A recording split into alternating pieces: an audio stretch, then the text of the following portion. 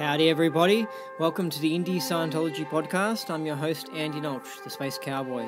And isn't it lovely to be here listening to the lovely Straussy Wousy?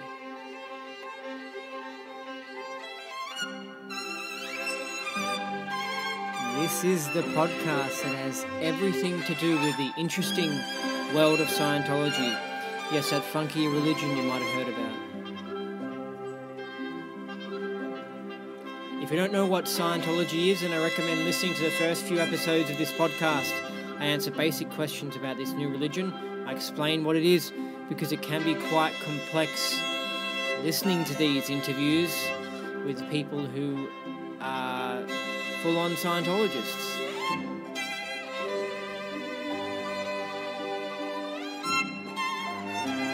Today's guest interview is with Jonathan Burke. It's part 4. It's my last interview with John, and I absolutely milk him for information, and it's longer than usual because I had to get this wrapped up, and I think you'll like it. How did you like the last podcast with Janice Chillang Grady? Wasn't bad. I heard some good feedback from it.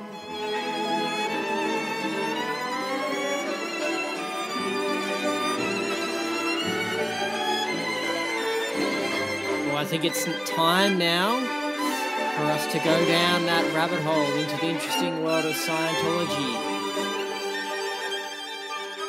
Yes it is. We're going to go into that interesting world of Scientology. Up is down, down is up, left is right, right is left. What you thought was impossible is possible. Welcome to the show on this Friday, the 1st of December, 2017, and there's something on my mind. It's the podcast, as per usual, has been getting a little bit of internet attacks, probably from OSA. And what that involves means you click on it and some silly thing comes up that doesn't allow you to see the podcast. And the reason I'm mentioning this is because I want this to be the last time I'm going to mention it, but also because other independent Scientologists, like their auditor websites and that sort of stuff, they get similar attacks as well. So I recently tried to click on Jonathan Burke, who's the guy who I'll be interviewing today. I tried to click on his website, the Advanced Organization for the Great Plains, his website, and some stupid warning came up saying you have to contact your service provider because the start page hasn't been set, or something silly like that.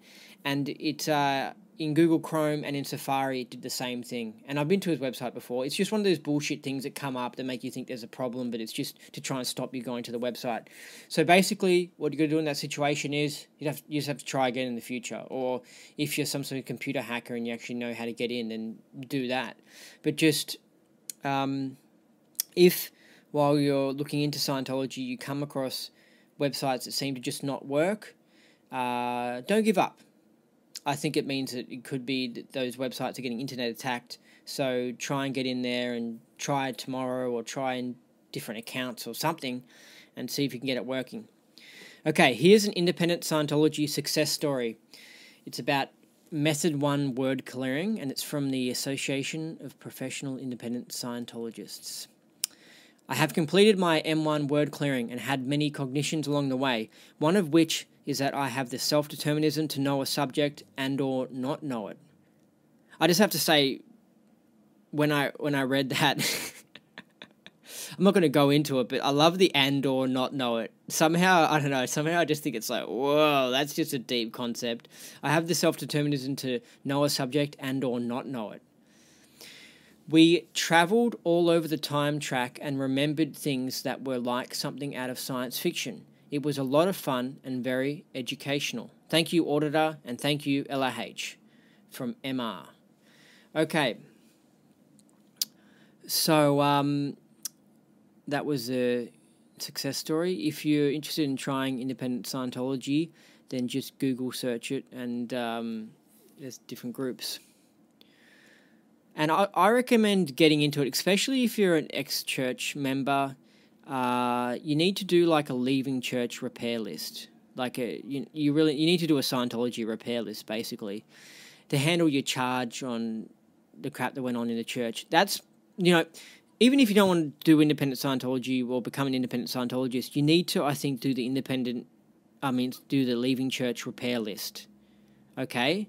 Because it's probably, I don't know how many intensives it will take, maybe 1 or 2 or something, but it'll just clear up the junk and crap that you went through, and then you move on. And let's say you do want to go up the bridge in the independent movement, and I'm in this category, you need to do your Leaving Church repair list as soon as possible, and then after that maybe work on a bigger cycle like going clear or going OT that might take more intensives. But in the short term, it's just like quickly, if you can fit in a holiday to an independent auditor or pay for one to come to you, just quickly go there, handle your Leaving Church repair list with 1 or 2 intensives, get it done, and then work on your future bridge and that sort of stuff. I think that's the best decision.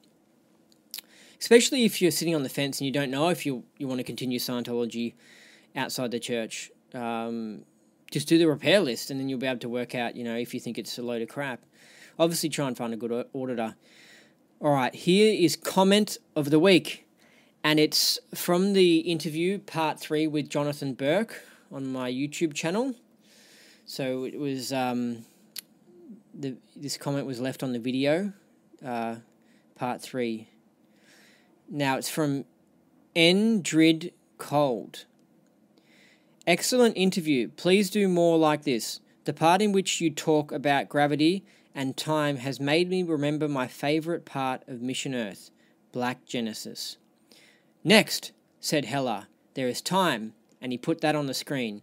And then there is space, and he put that on the screen. And then there is energy, and then there is matter. And you now have the seniorities from top to bottom. The board now said, life, time, space, energy, matter.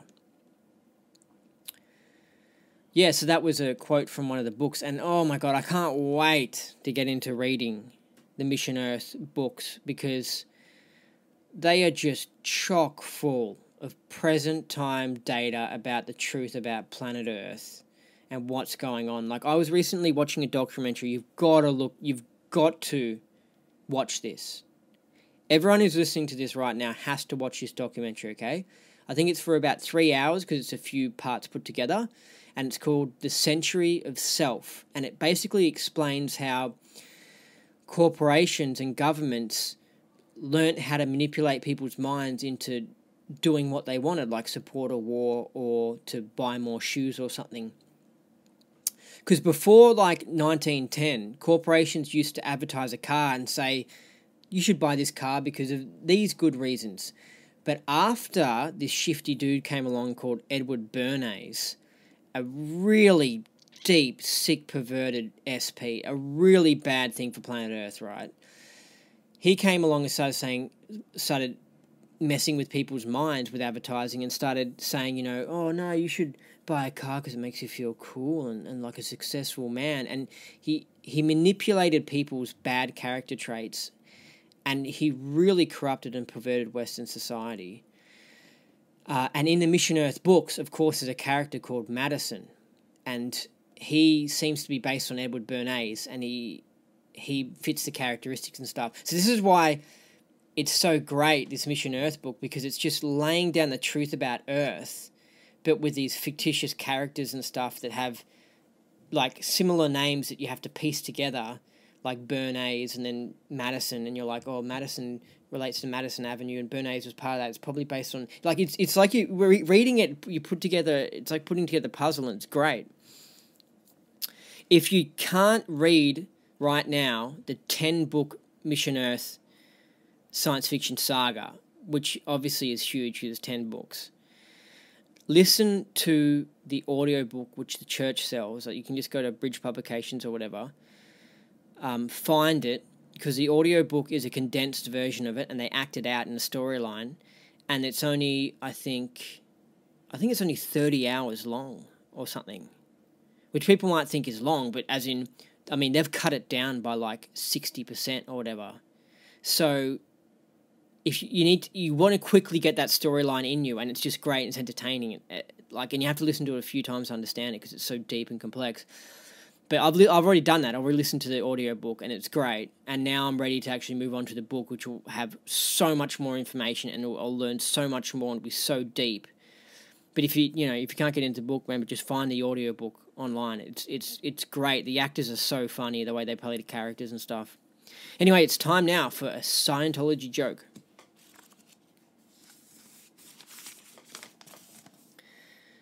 A Scientologist with one ear. Oh, it's a spelling mistake. Hold on. A Scientologist with one ear went into a bar. Oh, it must be went. I'll read it again. A Scientologist with one ear went into a bar. Do you want a beer? Asked the Scientologist. The Scientologist, I've got one ear.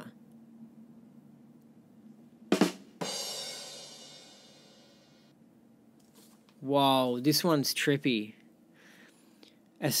Now I'm thinking the spelling mistake was intentional. A Scientologist with one ear went into a bar. Do you want a beer? Asked the Scientologist. The Scientologist, I've got one ear.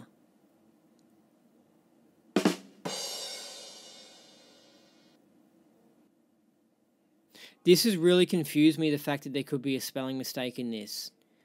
Whoa. Talk about the Scientology joke going to another level. I'm gonna have to put that one down and work that one out in the future. But that was a joke. Okay. Anyway, it's time now for the guest interview with Jonathan Burke, part 4. We discuss a lot of things because it's longer than usual, and in the last hour I had to fire questions at him because this was the last interview with him, and I had to get them all done. So lots covered, and it's good. It's good. It's a bit more peaceful. It isn't bomb dropping as much as the first interview, part 1. If anyone hasn't listened to part 1 with Jonathan Burke, go back and listen to that one, because that one's just bomb dropping. That one's exciting. This one's got good data, but it's not as exciting, but it's still great. So bust out a cup of tea or beverage of your choice, and let's dig into this. Let's hear some talk about the world's most interesting religion, Scientology. It's now time for today's guest interview with Jonathan Burke, the OT8 independent auditor. This is part 4 and my last interview with John. He runs the Advanced Organisation of the Great Plains. It's like a travelling mission and delivers tech up to OT5. John's based in Kansas City, which is in Middle America. He's been a sire for many years, and he also hosts a podcast called Scientology Outside the Church, which has some good interviews. And are you there, John? I am. Thank you, Andy. Good to see you. All right, great. Yeah, it's good. It's good to speak with you. We had some problems with Skype last week, but anyway, I'm just going to dive into it because I've got a lot of questions to ask you. I want to ask you about this idea that one Satan can be operating 2 bodies at the same time. Like when I heard LH mention something like this, to me it was too kooky land. It was too out there. I mean, it's just too what the hell, because it's like, I'm here right now, I'm not anywhere else. I'm here. Maybe when I'm sleeping, okay, I can understand the idea, maybe I'm sleeping, I'm some other person in Japan or something, but at the moment, I'm here. I don't know, this idea is pretty out there. Do you know anything about it? Well, I've had a week to think about this since we spoke about it when we tried to start the interview last week. So my answer is this. A Thetan, a spirit, for those who aren't Scientologists, can be anything and can be convinced that they can be anything. With that in mind, a Thetan could be in 2 places at once, or 3 places at once, or 4 places at once. And the reason for that is because there is no time or distance in what we call the theta universe with which a spirit or theta resides. Many times in auditing sessions, you will handle individuals who are, for lack of a better expression, on the other side of the physical universe, and maybe a couple of galaxies away, or even further. It doesn't matter, because there's no distance and there is no time.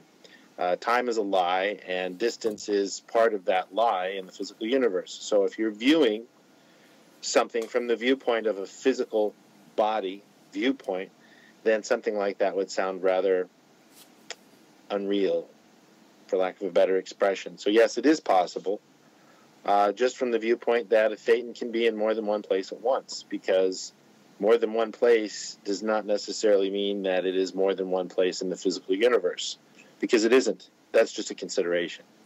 Well, there's this idea of parallel universes, and apparently, there's a universe that's slightly different, and there's another version of me in that slightly different universe. So that, again, is a trippy situation where it's like, well, I thought I was here, and then apparently I'm in some other parallel universe that's slightly different. Uh-huh. Like, what the hell? And then there's the idea that there's God, right?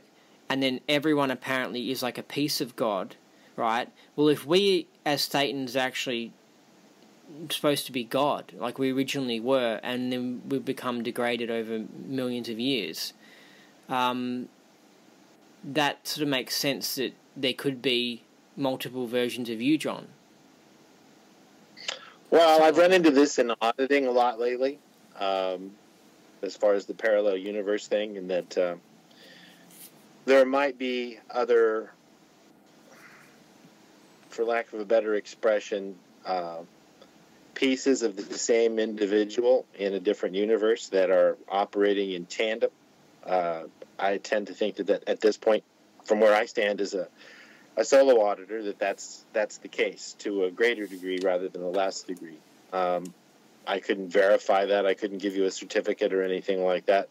But that's part of the OT levels is awareness and knowingness. And I find that that's very likely what the case is. Well, what effect that has on a person in this universe, I've yet to understand myself, but I do experience that frequently. It's sort of a just around the corner type of a thing, but that's probably the same thing you run into. But I think that is the case. Are you talking now about predicting the future? No, I'm not talking about predicting the future. That's a different phenomenon. I'm talking about there being another portion of you that you aren't either accessing or maybe only have a slight realization of. I found that was something that increased as I did the OT levels. It was something that I was ever so slightly aware of before, but I'm a past life Scientologist, so I might have had a little bit of an advantage. But that's just my awareness, my knowingness and perception. I can't speak for other people beyond that, so let me give that as an underscore to the whole thing. Oh, this is just so deep. This is why it's really interesting with the Mandela effect, because I think it's exposing something really, really big about the truth of life, I think. Like, for example, with me... Well, sorry, I want you to elaborate as well on the Mandela effect, but I want to quickly say something with me, right? I had a situation where my mother told me that our neighbour was Japanese, right? And I was like, I thought they were always Chinese, right? Like, I never thought about them, I just assumed Chinese, because usually most people who look like that, you assume are Chinese, really. Anyway, so I was like, they're Japanese. She's like, yeah, they've got a Japanese restaurant. And I was like, oh, yeah. And then I remembered seeing some stuff in their house, and I was like, oh, yeah, maybe it seems a bit Japanese. Then a few years later, and this is when the Mandela effect kicked in, like when I noticed more changes, right, like the changes of Sex and the City TV show and stuff. Then I spoke to my mum about the neighbours, and I mentioned how they're Japanese, and she goes, no, they're Chinese.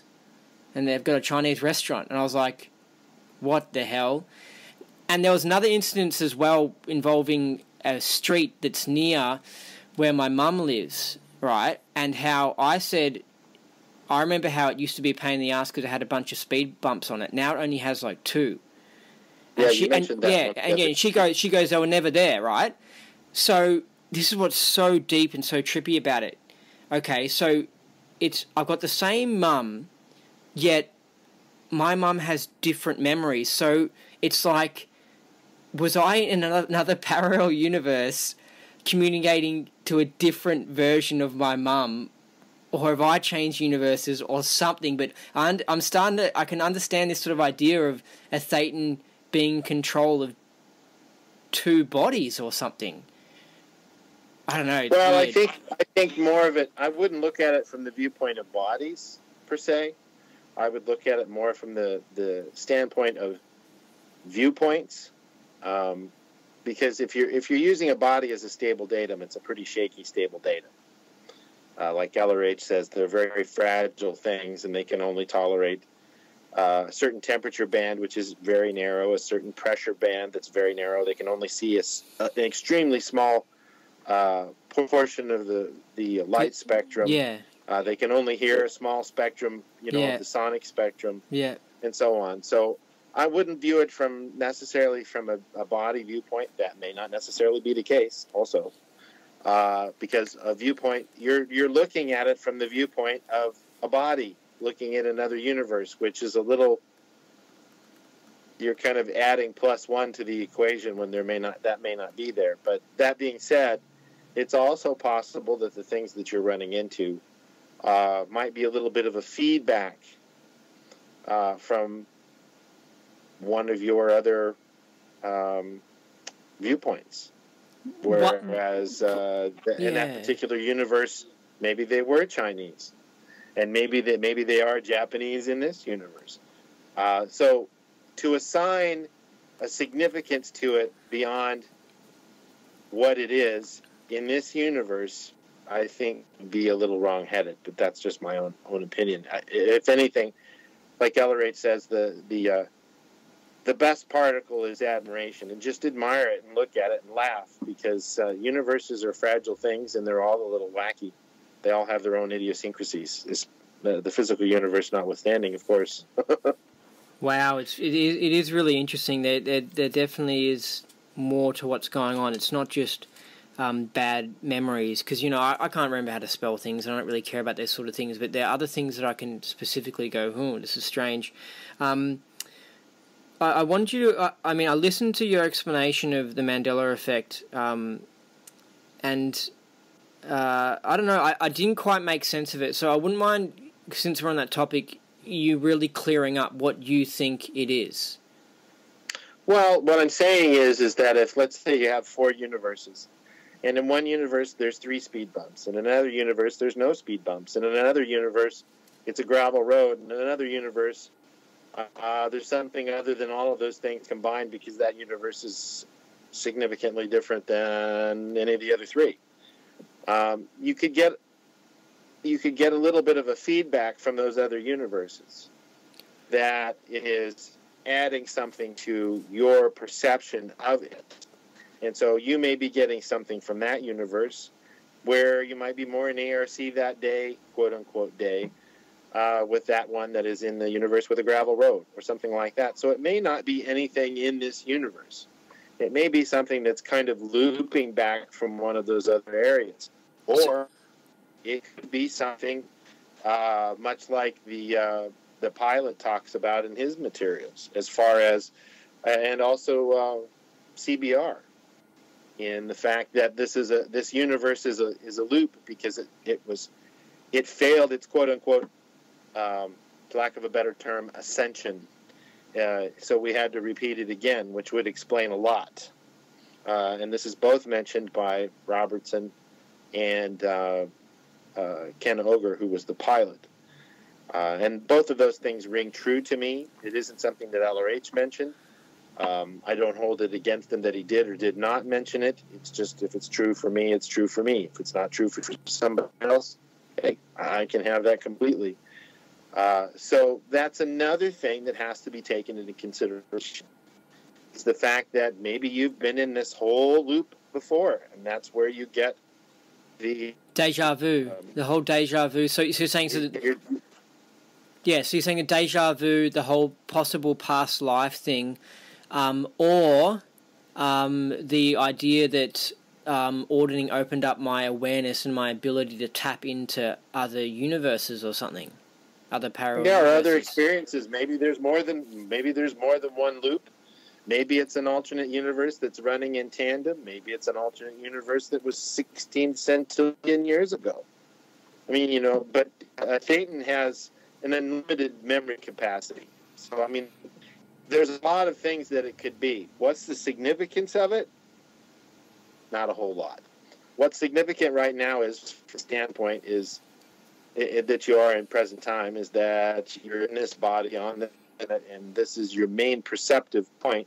So you should view everything from that and just kind of admire these idiosyncrasies that come up, like the Mandela effect. It's not going to have any effect on you, other than that you're going to say, hey, well, Sinbad played.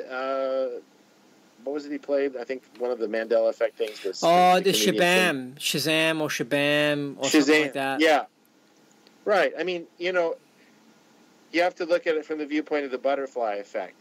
If you're already realizing it, the butterfly effect already happened. Yeah. Okay. Yeah. I don't know.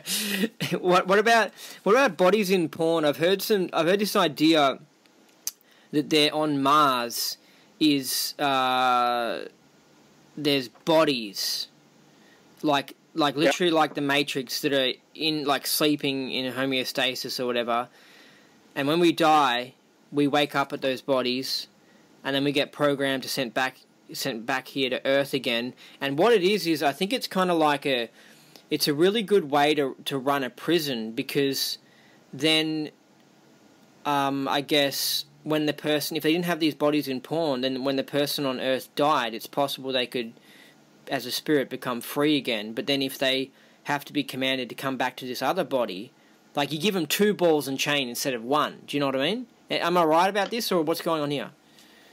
Yeah, well, the whole thing about a body in pawn is it's an expression derived from the game of chess, where the pawn goes to the end of the competitor's board and can become anything, whether it's a queen, which is it's the most powerful piece, or one of the other pieces. So in that mind, what is happening is that the Thetan has been implanted prior to coming to the planet, picking up a body, living that life, and then when they drop the body that they're currently in, they get sent back to an implant station, be it on Mars or be it the Moon or Venus or wherever. It doesn't really matter, because for Thetan it doesn't have any distance. But the whole idea is that the person is put into a body that's in a coma or stasis or whatever, and that's the way that you can implant them, is through pain drug hypnosis, because they're connected to the body. If they're not connected to the body, they're much more difficult to implant, because they have to agree to be in that body. So they basically throw them in the body with force, keep them in the body with force, apply force to that body that is in the one that they're in. Whatever commands it is that they want to put in there, install a reactive mind, or trigger the original installation of the reactive mind, throw some extra command phrases in there and say, okay, get out of here, and shove them out of the body, which was triggering. And the next person comes along, takes that body, and that Thetan is sent to wherever they want them to go. That's the whole idea behind it. That's how it works. So it cut out a little bit when you mentioned how the bodies in porn definition evolved. My idea was it was kind of like when you pawn something in one of those shops, you put it in there, and then you can come back and get it with money in the future or something like that. So can you explain the whole chess thing again? Well, the whole chess thing is that when you reach the other end of the board with a pawn, okay, P-A-W-N, the smallest and most prevalent piece in a game of chess, that pawn can become anything. Okay? It can become a queen, a rook, a knight, any of those pieces. So what's happening is that pawn is becoming something else. So what you're taking at Thetan is you're saying, he was Bill, and he died on a Sunday from a heart attack, and the Thetan that was known as Bill has a command where he is, which he got before he became Bill, is impelled to return back to wherever this station is with these bodies in pawn, in order to keep them playing the same game, so that you can keep control. And once you get them back in this body that is not theirs and is not them, you see how that works with it's actually the guy is actually a pawn, but he might be a queen in that body. That's where the whole idea comes from. That's where a pawn shop comes from. That's where the term pawn comes from in the first place. But that's the whole idea, is that you're getting them to be something else other than they are. So you're trading one body in for another.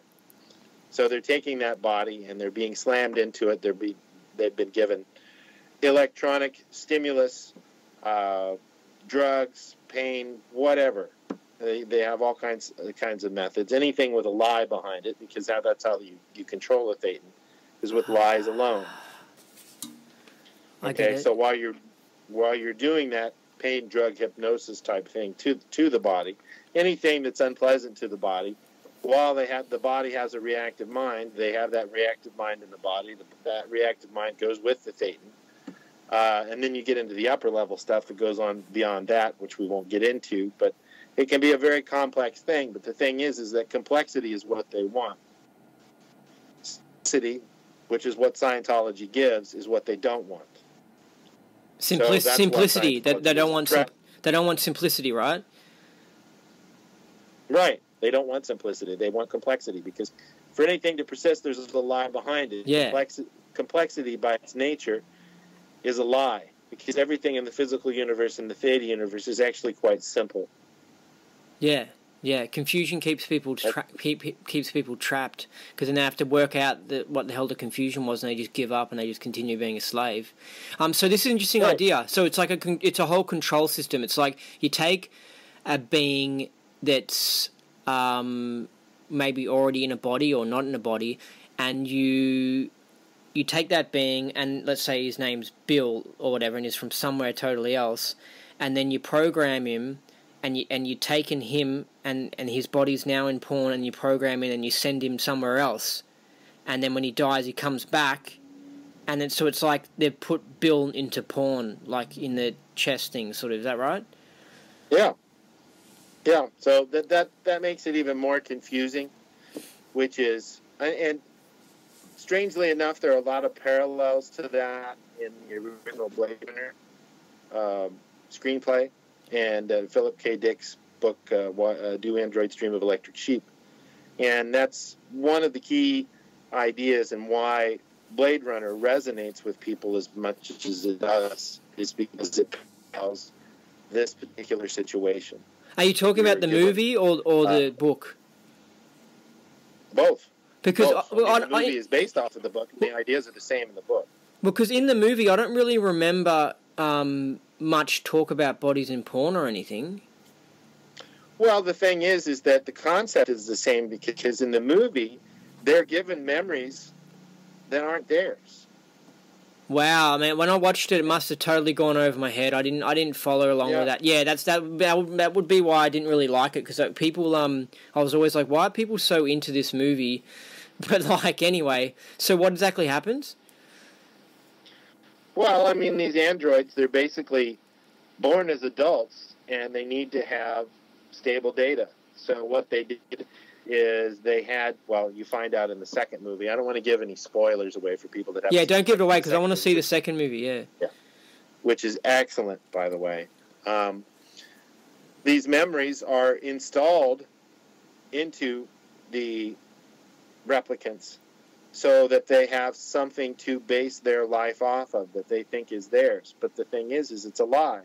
It's not their track. It's not their pictures. It's not them at all. It's something that was installed when they actually have nothing.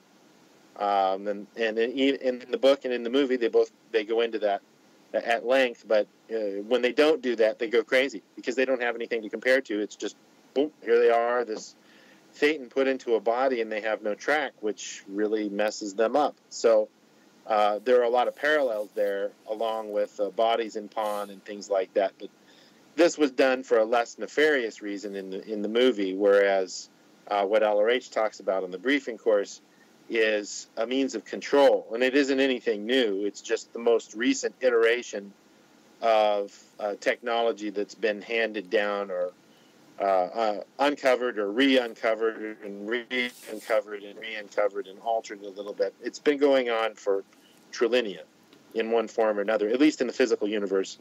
In the Theta universe, there are things like that too. But the biggest problem is that the guys that do these sorts of things in planning in the physical universe really have no idea what it is that they're dealing with, and the ones that did way back on the track caused the most trouble for the being that we are now having to handle with auditing further, I guess, with auditing presently, because people tend to look at time starting in their lifetime and going forward, when the fact of the matter is that we're in the end of the fourth act.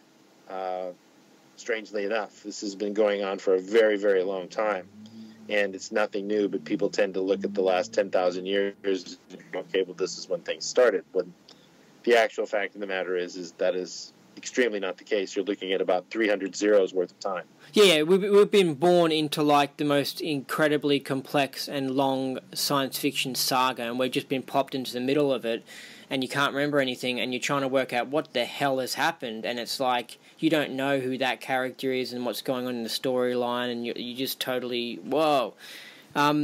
So in that movie Blade Runner, they put spiritual beings into robot bodies.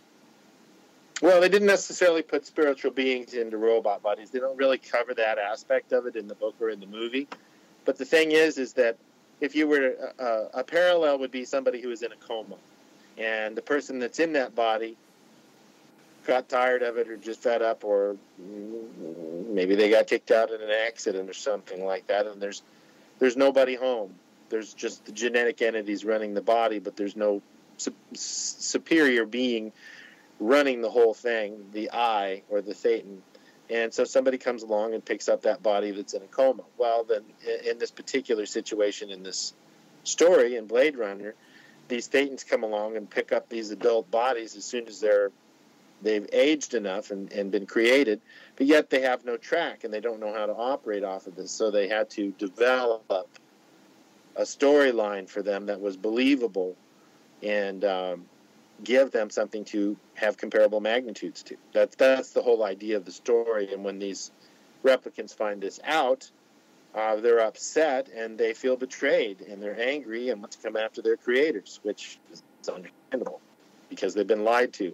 It's a very similar situation to what we're dealing with in Scientology, because we're being told the situation is something that it isn't. And if you wanted to just take it to the extreme, the reason why we're here is if you had a universe full of Gandalfs who could go around and do all kinds of interesting things and postulate things and put things there, it creates a big mess because the physical universe responds in kind. And so you've got people creating all kinds of things, and that's part of the reason why the debris is here. It isn't that it started with a big bang. It may have started with a big bang, but it wasn't the type of big bang that they're saying. Once that happened, you've got all these beings that can create all kinds of things. And the fact of the matter is what we're dealing with now in the fourth act is the physical universe, which is the debris from all of the Gandalfs, if you will. That's the way I can describe it. And then when you have people going around creating stuff all the time and others want to control them, well, you've got to get them to stop being the Gandalfs that they are, if you will. So that's how the whole thing got started. And that was a long, long, long, long, long time ago. But the abilities are still there. It's just that they've become degraded by the ones that wanted to control them because they were making a mess of things. Or at least in their mind, they were making a mess. That's how the whole thing got started in the physical universe. And what we have now in present time is the leftovers. That's what we're dealing with. So you've got to keep these guys from getting their abilities back. Like LRH says, within a couple of lifetimes, if they don't go to an implant station, they start to get their abilities back fairly quickly because you can't keep a good Thetan down. And that's really the truth. And that's why this whole thing is occurring the way that it is, and you have to have them go back and tell them lies, and pain, drug, hypnosis, and a body and pawn and all of that stuff. Yeah, well, that's my reality. Yeah, well, I feel it's like a Thetan is like a tree. You just leave it and it just grows. So in order to have this Thetan and not become Gandalf, not become fancy OT, you have to keep on doing the implants and twisting them and confusing them. And I guess it's like a plant. Yeah. It's like a plant, tricking the plant with artificial light, like making it grow sideways and downwards, and putting chemicals around the plant and all this sort of stuff, so it never grows into a proper tree. I think you read the Blade Runner book before you watched the movie, didn't you? Yeah, okay, yeah, I get it, yeah, because you got a whole better understanding of it. I think maybe the movie cuts out a bit of this more of the background information and the understandings of the book. Yeah, the second movie gets into it a lot more to explain that the areas that they didn't cover in the first movie, or maybe ended up on the editing room floor, which very well may be the case. But the second one really kind of circles the wagons and gets it into a perspective where you can go, okay, I get it now. And it really does it justice, so I highly recommend it. Yeah, and because I always thought, I never quite liked it, but I loved Philip K. Dick's stuff. Like, I mean, his stuff is just incredible. There's a movie that was made called Radio Free Albemuth or something, Radio Free Albemuth or whatever. And that wasn't like a big Hollywood thing. It was more an independent film.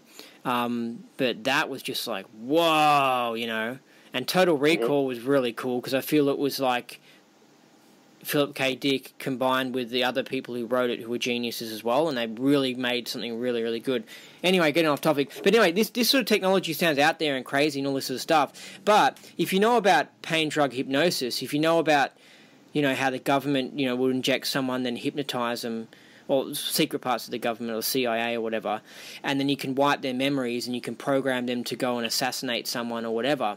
This is all just, a million years advanced upon the pain drug hypnosis. It's like, this is what it evolves into. They invent electronics, and more years go past and more scientists work on it. They invent better drugs, and then eventually ends up becoming this absolutely wild science fiction shit that we're talking about now. Yeah, well, it all comes down to the fact that it's Scientology basics, at least from my viewpoint, that low-toned beings do low-toned things, and they despise people who are higher-toned and have more ability, and want to keep them down. And that's pretty much been the game from day one. And the only way to get around that is to be able to choose your people or choose your beings and things like that, and try and get out of the trap as best you can and help as many as you can, because you won't get out of the trap alone. And that's what Scientology is all about. Yeah, and I believe the whole of our existence has like become a trap, because I mean, so you think of something like with some internet dating sites, for example. There can be scammers on that, right? So like some Nigerian scam or something that tries to milk money out of some guy who thinks he's going to be marrying a woman in Thailand or something. But then there's also the actual internet dating site themselves, who could be using fake people to try and get people to sign up for membership. So the guy signs onto the dating site and he thinks it's fantastic that these girls are talking to him, but they're just like some Indian guy that's been paid $2 an hour by the dating site to try and, keep his membership going up. So see how that's a little trap in itself, and it's a bit of shifty dodginess, right? That some people don't even know about. They don't even know about that. But then what about in this industry? What about in that industry? What about when you want to go paint a wall? What about when you want to go learn OT abilities? Like, there's when their shiftiness comes into the situation, and when, I don't know, it must be just there must just be a lot of the people in our population that are willing to do shifty stuff. I mean, that's what it must be. But you get shiftiness just everywhere, and you get lies that build upon lies, and the next minute you've got a huge trap where everything is a muddle and everything's a confusion, everything's a mess, and you have to sit down, start clearing your words, start looking into things, and work out, pick one thing at a time, like out of Problems, a workbook, one thing at a time, and just work out what the hell is going on. And then after 10 years, you'll actually be able to sit back and go, now I'm actually starting to understand what's going on. Right. Well, to me, the best thing that a person can do, the royal you, is to run up the bridge, not walk. And a lot of these things you'll just know what you're dealing with, and that these sorts of things exist. They're just rampant, especially in this day and age. The degradation is wholesale for the almighty altruism of a fiat currency that has no value and all of that. And this is all part of a particular society that is controlling this planet for whatever reason. So, money is a lie, and you don't need it. And there are lots of better ways to get along with each other and be able to survive. But the current money situation on this planet is put there in order to control people and prevent them from looking and prevent them from surviving well, because they always have to chase their tail in order to survive. And the elite profit where 99% of the population is suppressed. That's the deal. That's why it's so dodgy. That's the game. It's so complex, and like, for example, I don't want to talk much about this, right? But even World War II, right?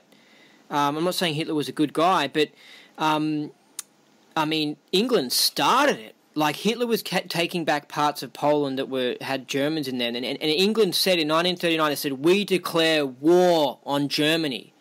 That, you know what I mean? Like, as in, it takes two to tango, it takes two to start the fight. It's so ridiculous, but everyone has this idea that, like, it was just totally the Germans were just, these monsters just went around and started all these fights and stuff. But you don't understand that Russia was doing this to fight, to antagonize people, and England and America were doing this to, like, start a fight, and it was a team effort. Like, it's just so stupid, everything's just in a confusion and a lie. Sure. Well, all of the wars on this planet are provided by, and it's all operated through the overt motivator sequence. And the non-logical term for that would be problem, reaction, solution. Create the problem, get the reaction you want, pose the solution you want, and that's exactly what it is. Gulf of Tonkin for Vietnam, for the United States. Every war, police action, or conflict that we've been in since we've been a country in the United States literally was started by a banker. And the product of the United States is war and death and carnage and profiteering by the industrial military complex. Eisenhower said it. JFK said it better. That's just what it is, and that's all low-tonedness. It's all dramatization of things on the track. A lot of OT2 materials there and that sort of a thing. And the only way it's going to change, and this has been the way it's been in many, many, many civilizations prior to this one, is for people to take responsibility for themselves and others and get up the bridge. And Scientology doesn't have all of the answers, but it's a really, really good start. And it's one of the better starts on this planet. And if we don't do something about it, it will be snuffed out too before too long. And I'm not talking about the corporate church of Scientology. I'm talking about Scientology, the subject. I heard something really interesting, and I haven't looked into it much more. But I heard about something about in the 80s or something. There was like one of these, metaphysical or psychic bookstores that would have funky information in it, and some people came in and took out the good information or deleted good information from the books or something. And people were like, what the hell? Basically, it was, and the same thing was happening in Scientology, in that information in Scientology was getting taken out and changed or whatever.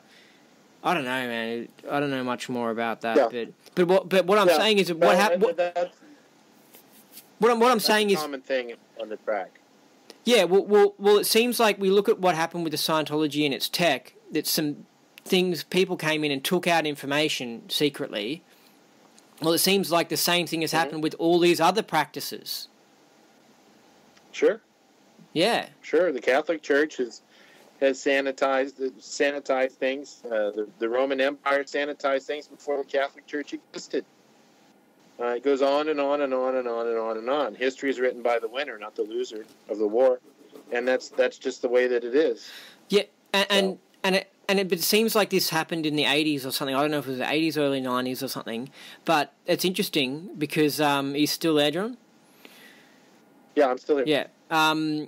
So that brings me on to the Markabian thing, in that it's like, is this like the new order? Like this new thing came in the 80s where suddenly it was a big like cleansing out, and so like, do you know much about the Markabians, and did they invade or something in the 80s or? Well, I know that Eleanor H. mentioned that, and I think Janet touched on that in her interview. Yeah. I had heard I had heard from other people at some point that LRH had said something on that. My knowingness is that is what occurred. And these guys are sort of like the galactic bankers, similar to what you see in Game of Thrones or Star Wars. You know, there's always a banker behind the scene that's lending both sides money, and that's how they're profiting. Well, that's basically what the Markabians are like. Unfortunately, they're very solid citizens. And for the most part, they look just like you and me. So, as far as the physical universe goes, so I don't know how much of a role they played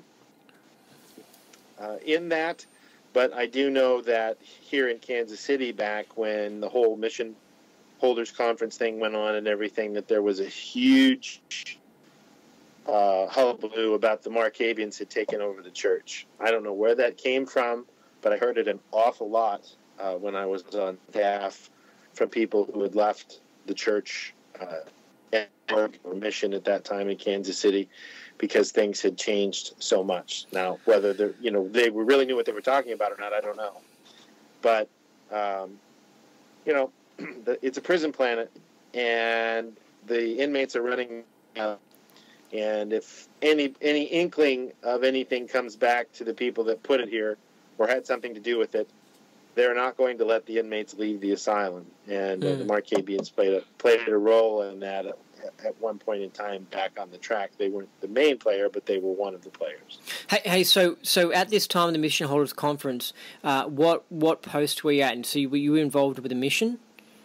I was a kid at the time of the Mission Holders Conference. I didn't become aware of that until I got out in 2004. I did see the results of it very clearly as to what happened here in Kansas City. Yeah. Okay, hold on. I don't want to go into that Mission Holder Conference. That's the only thing. I don't want to go into the Mission Holder Conference, but so even as a kid, you were hearing stuff, I guess, from the adults about this Markabian thing. It's just so interesting because in the Mission Earth science fiction saga, Hubbard talks about a race of aliens that look exactly like us and are corrupted exactly like us, like in the same sort of way, like, strippers and steroids and sports and it's a very similar society. Yeah, and they planned to take over Earth as part of their invasion schedule, right? But like it's a long-term thing, and before you land in the ships and say, this is our planet or whatever, it's a long-term process. Like you do surveys, and then I imagine you would send, secret agents in there and establish it and all that sort of stuff. And so I feel like it hasn't become official yet, but we've been secretly infiltrated by this other race that's setting things up. It's like planting the seeds, I guess, so that then when they announce it, everyone won't go, that's bullshit, I don't want to become a part of the Markabians. You know what I mean? Like everything's will already sort of be like them, and then it'll get announced, and then it'll be like, well, they're already sort of like us. You know what I mean? Yeah, well, a parallel would be the John Carpenter film, Them. They Live, or Them? They Live, I think is what it was. They Live, where, they kind of look like skeletons and things like that. I'm sorry, the movie name that I mentioned was actually about a race of incredibly large ants. Is that a John Carpenter movie? No, it's not. It came out in the 50s. Oh, yeah. So, completely different movie, completely different screenplay. But, a lot of the things that you see in movies here on planet Earth are used to instruct, are used to get you flattened out or pacified on something or to take on ideas. It doesn't really matter if they're coming, if they're here, whatever. It doesn't matter if there are 52 races of or species of life forms that are coming here in different modes of transportation. It doesn't matter. It doesn't matter at all. And the reason for that is it isn't going to make any big change, and they're not going to make changes here It's all going to be really, really, really slow, and you probably wouldn't notice it within 20 years. Doesn't matter. Because if you go the adverse effect of it, you're finished. And you're going to be that much more of a potential trouble source to the whole thing, which is exactly what you don't want to do. It doesn't matter. It's interesting. There's no doubt about that. It's really, really interesting. But the fact of the matter is you need to keep your eye on the ball, and that is get up the bridge. All of this background noise about, what's going on with the aliens and everything, that's all good and fine, and it's really cool to see the technology that shows up on YouTube if, in fact, it really is real footage. But it isn't going to change anything. And it took me a long, long time to realize that, because I used to be very electrified by the alien stuff myself, but it doesn't matter a lick. Just get up the bridge, and the rest of it will all come clear. Because these guys, let me give you an example. Everything that's going on here on Earth is the same thing that's going on galactically. It's a shit show, okay, for the most part. There are some civilizations who are extremely advanced and are very OT, but those civilizations aren't going to come within many, many light years of this planet, because this place is a dead zone, and they don't want to have anything to do with it. It's a trash heap. They don't need to come here. There's nothing here for them because they're not part of the physical universe. Any of the guys that are coming here who are coming in advanced craft that's part of the physical universe, or they're manipulating a couple universes to get from one place to the other through wormholes or whatever technology that's far beyond anything that we could even describe in the English language, you probably don't want to have anything to do with anyway, because they're part of the universal shit show that is the physical universe. That is what we are trying to handle in Scientology. Okay? So that's what I would tell everyone. Yeah, it's great and it's fun to talk about and all of that stuff, but at the end of the day, how far have you progressed up the bridge? What have you gotten done that's going to allow you to have more ability, more perception, more knowingness, more ARC for all of the other beings that are in the same mess as you? It isn't talking about UFOs and what they can do and what this alien race looks like and blah, blah, blah. Because there's tons of that data out there, and it's on the internet, and I'm fully aware of, the Andromedans, I'm fully aware of the Pleiadians, I'm fully aware of the guys that are not carbon-based, all this. It doesn't matter. It doesn't matter at all, because it doesn't change anything. It might as well be a science fiction novel. What matters is getting your ass off the bridge. Yeah, and that's why I like. Yeah, that's why I like Scientology the most, because, there's the Corey Good who talks about blue avians, and you might hear some interesting philosophical ideas being expressed, but it's kind of just like, who cares about blue avians? You know what I mean? Like, regardless of whether or not it's true, it's just like, yeah. What's that going to do? It just goes over the average Joe's head. It's just like, what the hell? But what doesn't, though, is someone saying, look up a word in a dictionary. Like, that is just so important and fundamental, and powerful. Yeah. But I know we shouldn't spend much time on it, but I do want to finish up, though. What was I going to say? What have you heard any stories about UFOs and LIH? I have not. I know that obviously he was aware of that sort of thing, but I've never heard anything myself directly. And if I did, I would tell you, but I'm not aware of any. Well, what about, and might be a little bit, what about something about like a Night Watch and Captain Bill and cross-dressing and Ashtar? Do you know anything about this sort of stuff? I've seen certain, bits and pieces of things. Whatever was going on with LRH and whatever his viewpoint on things, my stable datum is the technology that he created. Beyond that, I really don't care. Captain Bill, same thing. I don't really subscribe to all of the space opera stuff that he talks about. I'm not saying that it doesn't exist, but I think that the important thing is the workable tech, and the rest of it you can make your mind up for yourself. Somebody else's word on it, and beyond. Every being has their own track, and that doesn't necessarily mean that my track is the same as everybody else's track. I might have been in a different part of the physical universe, or I might have been in a different universe. Who knows?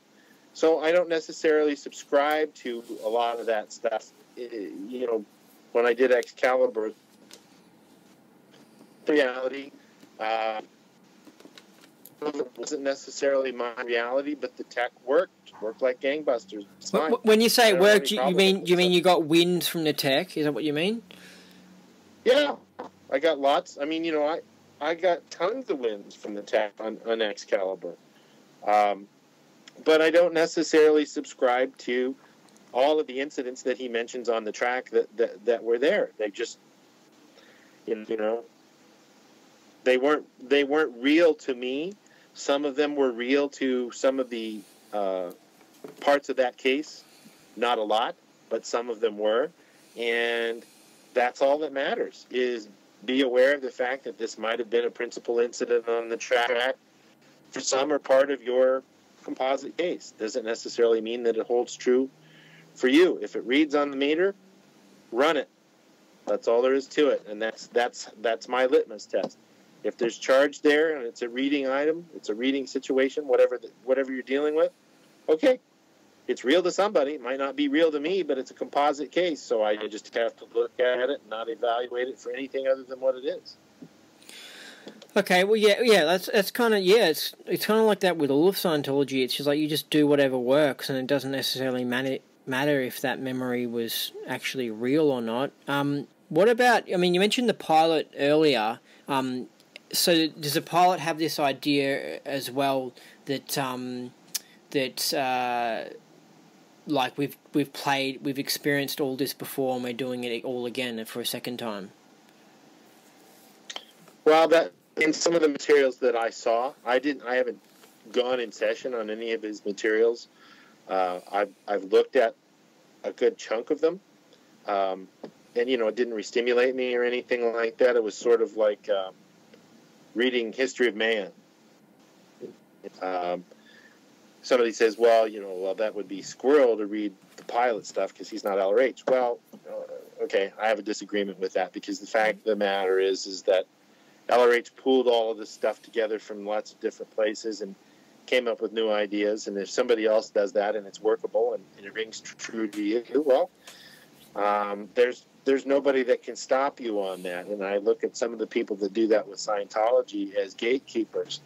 They don't look any further than what LRH said, and that's what's happening here in the U.S.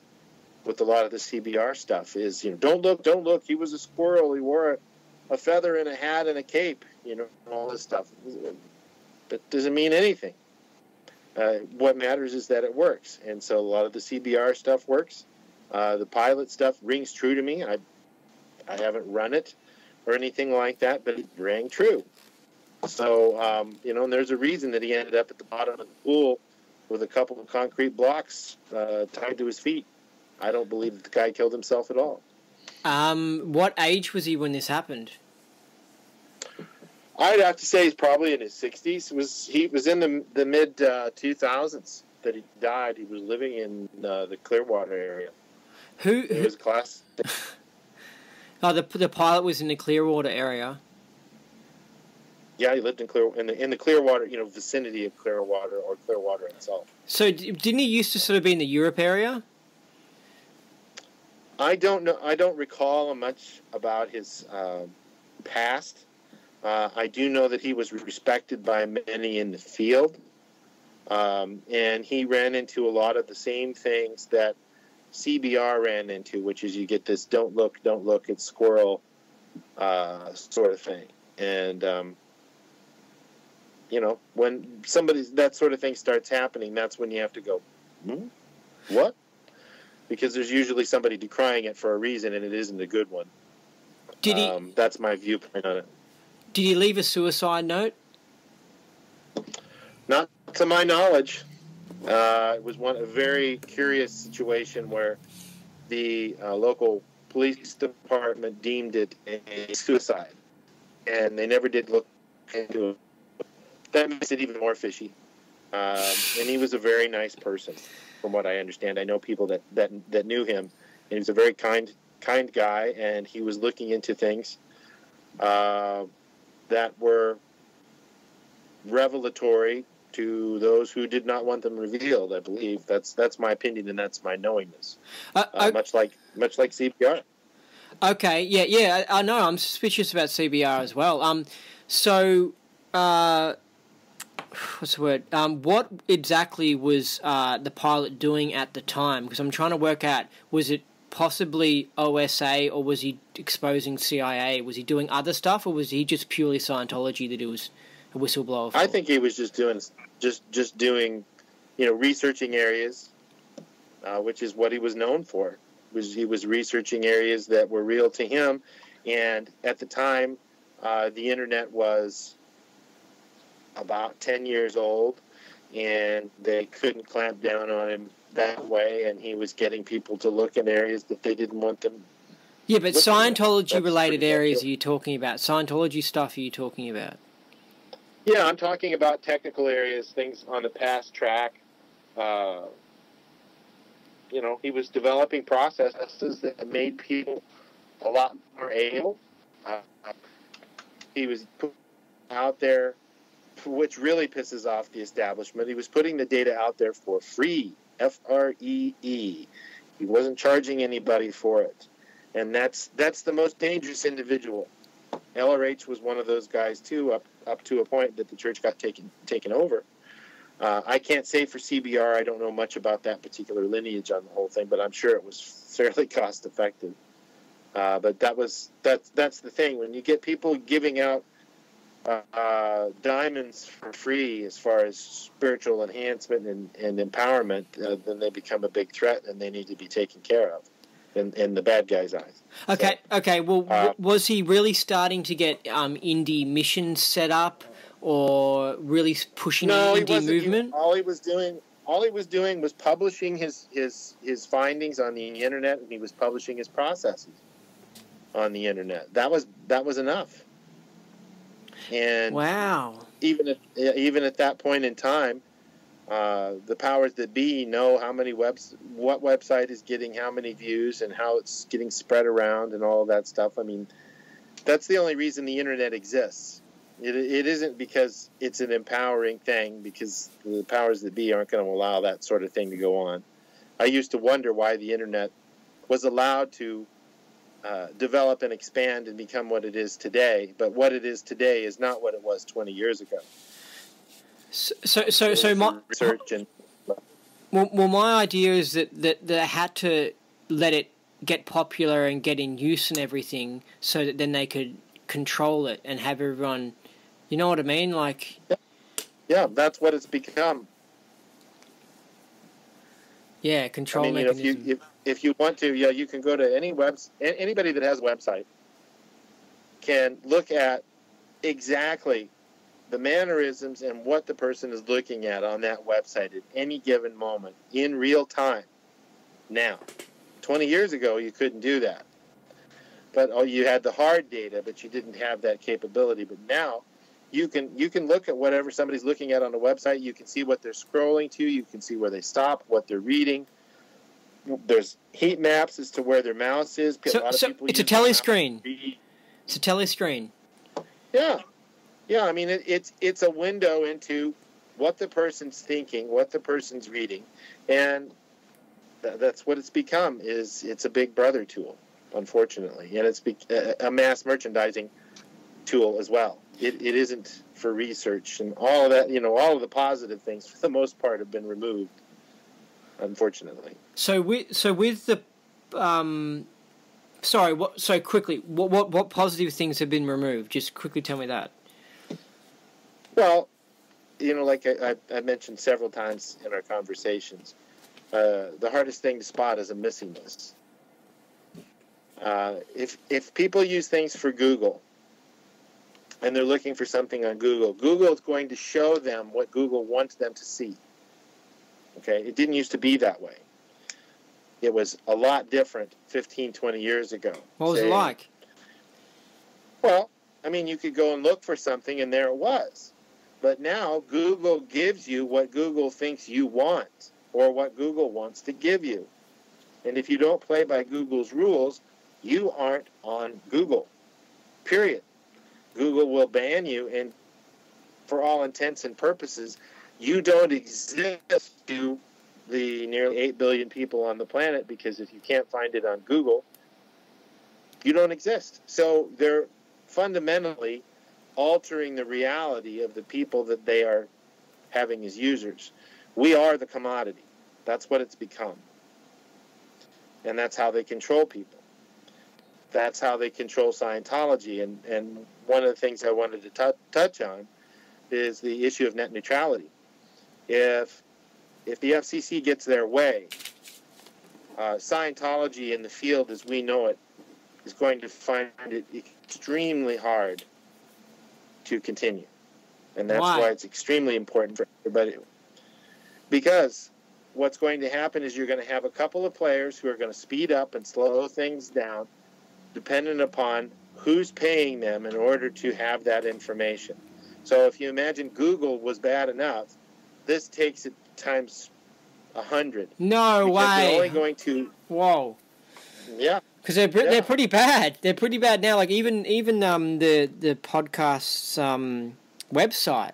So I've tried to click on it sometimes, and it just, you know, that little monkey picture error comes up, and it just doesn't allow you to click on it. And I imagine that's something to do with OSA paying Google or something, so that people can't click on it.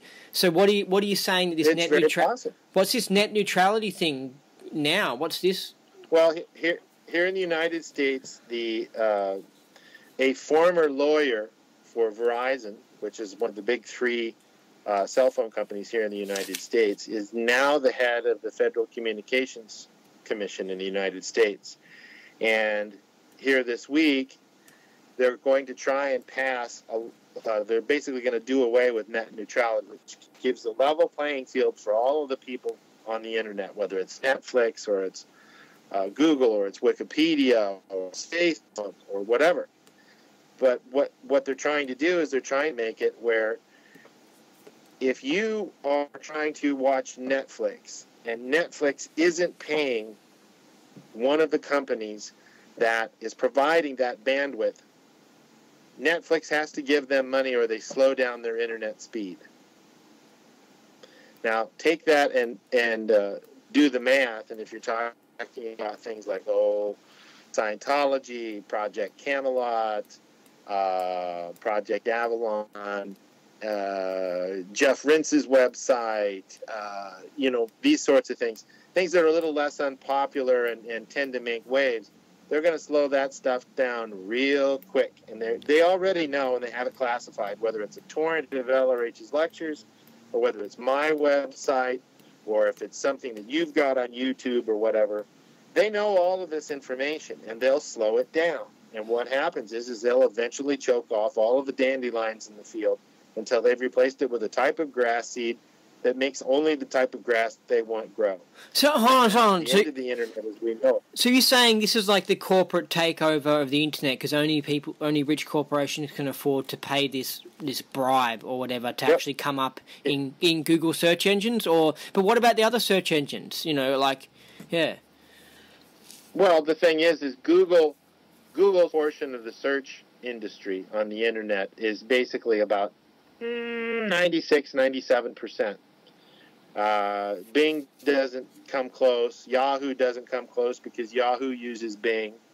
All of the search engines that we used to have back in the late 90s, early 2000s, it's come down to Google and Bing and Yahoo. I mean, there just aren't that many anymore. It's like 5 companies own all of the radio stations, TV stations, and most of the printed media companies in the United States. 5 companies.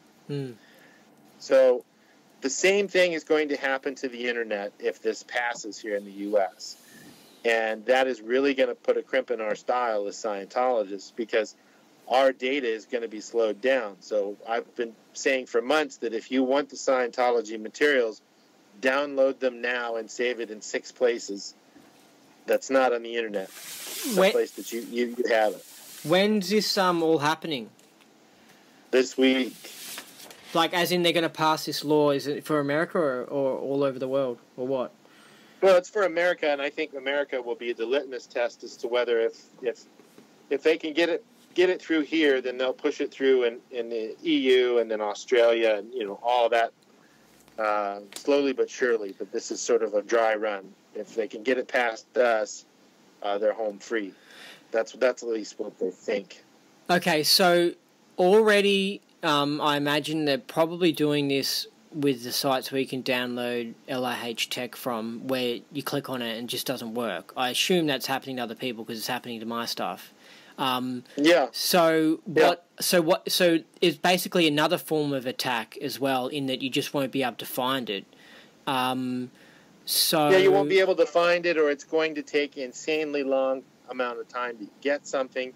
The speed, so if you do find it, the speed will be slower as well. Yeah, because they're going to throttle anything. Basically, you have to pay the ferryman. It's the same business model for the entire internet in the United States as we have now here in the U.S. and worldwide, where you get 20 gigabyte allotment. And if you want any more than 20 gigabytes, you've got to pay the ferryman to get more than that. And that's what they're going to do with the internet at large. It's the next big jump so that they can control and make more money off of the most popular things. Netflix isn't one of those players, and they're trying to get all of their subscribers to say to their congressmen and representatives that they don't want this thing to pass because it's going to send the price of Netflix Hulu, Netflix, all this stuff way up, because they're going to have to pay more money to pay the ferryman in order to get their zeros and ones from them to you. And anybody that doesn't pay the ferryman, well, the ferry only goes so far. It goes really, really slow. So this is the next big move by Big Brother to control and enslave and all that stuff, because the internet's gotten to a size now that they have to pay attention to it, and they have to monetize it for the 1%, basically. It must make it a lot more expensive for people who want to have websites and these sorts of things. It's just going to put the price up heaps, isn't it? Unless you want to be really, really small and unusual that no one's really going to reach anyway, so you get the first 20 gig free or whatever, right? So, but if you ever want to really do something, it's basically like putting up your utility bills. Yeah, well, it'll come to basically, if somebody wants to have a website, their website's going to cost them basically what it would cost them to have an apartment or pay a mortgage on a house. And if you're a big business, it's going to cost you a lot more than that, because you're going to have to pay for that bandwidth in order to get people onto your site and to take things off of your site. And basically what it is controlling information, controlling knowledge, which controls who has the power. That's the end game on the whole thing. And Scientology is a very powerful technology, and if this passes, things are going to get slowed down a lot, especially on the torrents. Those will be the first things to go, which is one of the main lines of dissemination that we have outside of the church for materials. So I sort of knew this was coming, because I was looking and I was thinking, I saw what they did with the whole trying to attack YouTube thing and make it so that anyone who's saying anything that's sort of slightly could be construed as controversial, then they're demonetized, and that was a big attack on YouTube and stuff. But now I've known that they've obviously been wanting to somehow just shut down the internet or get in control of it, because it was too wild west. Yeah, well, the way they've gotten around that is with keywords. So, and this gets down to data series type concepts, so I'll try and keep it as simple as I can. And it isn't a matter of what the keywords are, it's that the individuals who control the priority, the arbitrary significance of keywords, are the ones that are in power. It doesn't matter what the keywords are. It's just the fact that they say that they have the importance that they do. This is something we've seen with our own websites and everything like that. So he who controls the significance, the arbitrary significance of the semantics of the internet communication, which is keywords, is the one that's in power. So that's what it all comes down to, which, again, interestingly enough, is Scientology and Student Hat and LRH, is it all comes down to semantics. It all comes down to symbolism, because words are symbols. That's how they're going to end up controlling this thing, because the keywords are what control what ends up first on Google or ends up as the 1,234,536 entry on page 537 on Google or whatever. Okay, so so back in like 1999, it was more that if you search something, it came up high if it was more popular. But now you're saying that it's going to be not that at all. It doesn't matter about popularity. No, popularity doesn't have anything to do with it at all. It has to do with the popularity of the keywords that Google adds an arbitrary significance to. Okay, do you see what I'm saying? So a keyword, red, let's say the word red. Google says, well, red is extremely important to us. It doesn't matter that it means what it means. It's just that it's red, because they said that it's important. It doesn't matter what red means. So they'll make red come up in a search. They'll make red come up higher. Yeah, because they said it's important. So if you're rich, you can just pay them, and they'll make you more important. Well, that's what it's coming down to, is these keywords. Okay, so it's coming down to literally not dictionary definitions of words. It's coming down to what they say this word means. Now, if you want me to take this a step further and blow your mind, they're rewriting the English dictionary language. Yeah, of course, yeah. Right. So they can send the society in whatever direction they want to, because they control the dictionary, the semantics, and the lexicon of people that are using it. Okay, can you give me an example of that? Well, let me think here. Give me a second. Well, what about spiritual counseling or something like that, or independent Scientology? How could you... Well, maybe no. Well, you just don't show it. You just don't show it. I mean, they can literally control whether something shows up or not on Google. If they don't want to show it and they think it's like, like with your videos, for example. That's a prime example. Okay? What was it, the one that you were talking about, transgender stuff? That all of a sudden stopped working? Yeah. Okay? That's a prime example. If they think it isn't going along with what their program is, what their agenda is, it just stops working. Google owns YouTube. Yeah. It could be as simple as that. But see, the thing is it goes deeper than that, because they're literally changing the definition of words based off of what they want to make them. Like LRH says, it's an arbitrary.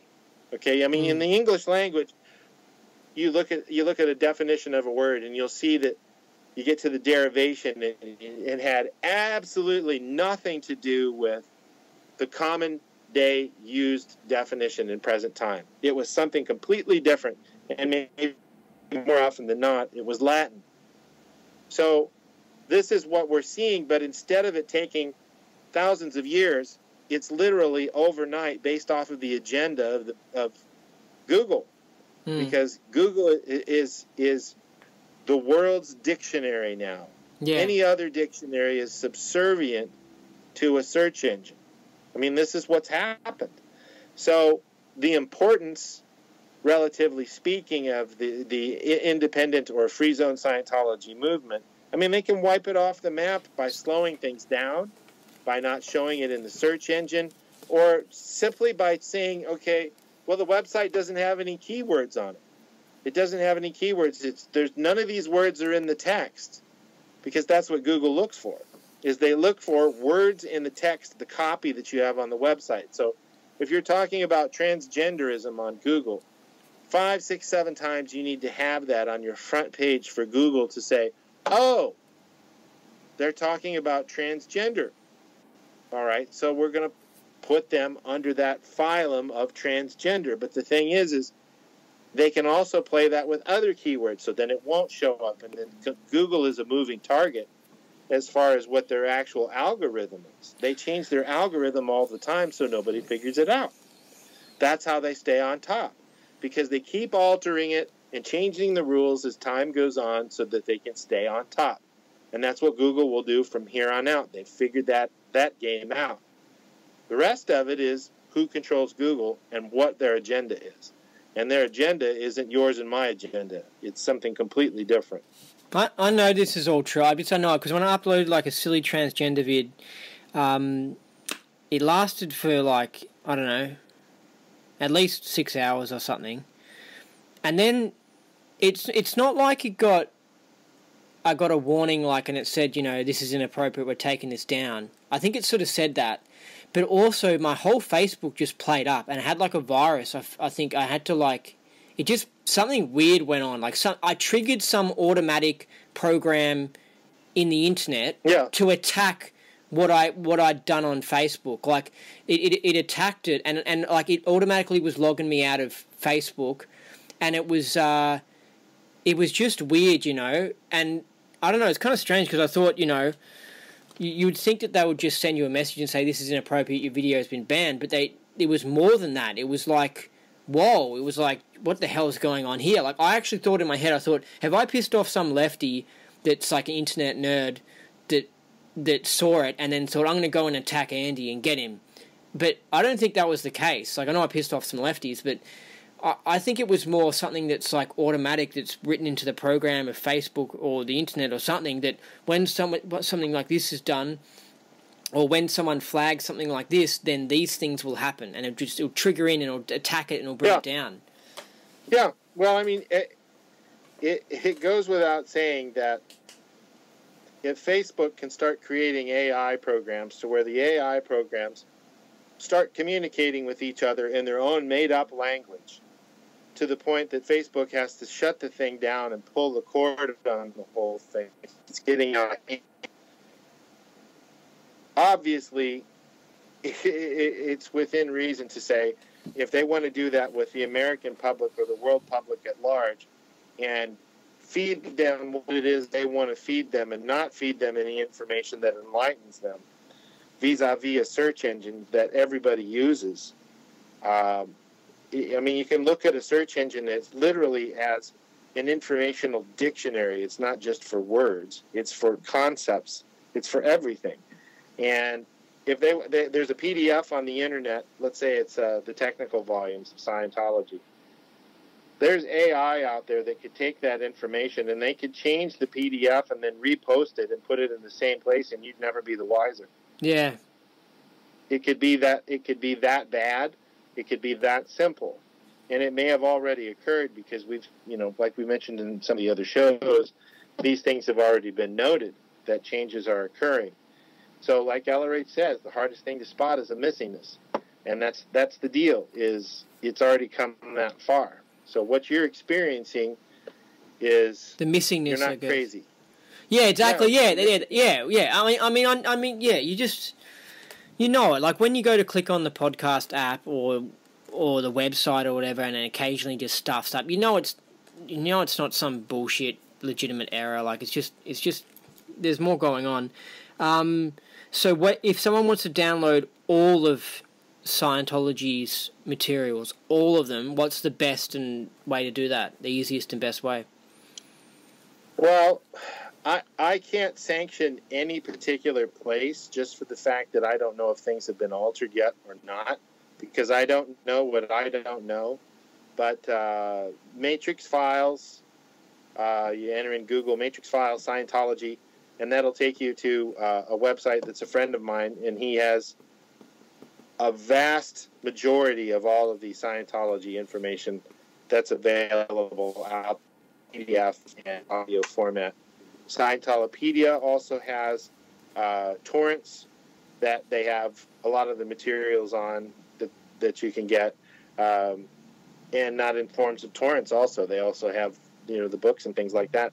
A lot of things can be found on Facebook. There's a few secret groups out there that have a lot of hard to find materials too. So, and there's APIS has, I believe they have a downloadable area, and I think Ron's org does too, and all of that. But the fact of the matter is the material is only as good as you can read it, and something that's in ones and zeros, if we happen to have an EMP event or something like that, isn't going to do you much good.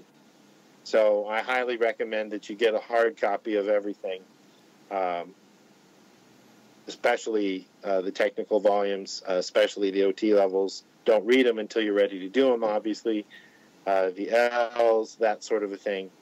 And get trained as an auditor as quick as you can, because they're really starting to tighten down on our rights for spiritual freedom, in my estimation. So you'd probably say find on eBay or that tech library or something, or just wherever you can, secondhand or whatever, buy as much physical copy of the tech as you can, and then also get all the tech in digital form. Yeah, get it as soon as you can, as fast as you can, because who knows how long it'll still be available. I mean, that's my concern. That's my knowingness. And looking into the future, I think it's going to be a very hard to find commodity, and hard copy is superior to digital copy if you can get it. Speaking of the future, it sounds like you got a bit of a bleak opinion of the future. What's the deal with that? Well, I don't know that I would call it bleak, but luck favors the prepared, and LRH says there's only two ways to be wrong, which is one of my favorite quotes, and that is over or underestimation of effort. So if you looked at the tech library type thing and you underestimated what was going to go wrong, and then you couldn't get it anymore, how would you feel? Well, you underestimated the situation. I'd much rather overestimate and have 3 copies of everything, 2 hard and 1 digital, or several digital in several places. But a paper copy is going to help you a lot more than something that needs electrons to push it around to show you. And I'm not all doom and gloom on everything either, but I'd much rather overestimate than under. I was listening to some stuff by David Icke, and he was saying how he really thinks that the good side's going to win. Like he really thinks that, and he refuses. He didn't say the word postulate, but he sort of refuses to postulate that that the Orwellian police state will come in. And I've been a bit, I don't know what to say. I mean, I was pretty inspired by what he was saying, but then you listen to other stuff, and next minute I'm thinking, nah, we're going to go down the toilet. So what do you really think? Like, what do you really think the future is going to involve? And is it a matter of just you should just really think that you should really postulate really hard and that it's going to be good? Well, I mean, a postulate just takes, it's in the blink of an eye, and it's a matter of putting it out there and deciding what you want to do. It doesn't solve the situation, but it's part of the formula. Postulates alone won't solve things. Action in the physical universe does. And I think that if things keep going on the course that they're going in the free zone and in the independent field, Scientology as we know it will cease to exist within the next 50 years. Because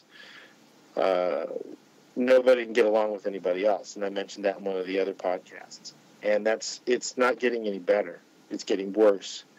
And needs to be some sort of a central organization, a central OT committee, people working together and standards being put there, whether people like it or not. A good qualifications division is the only thing that's going to solve this mess that we're in as far as independent Scientologists and free zoners.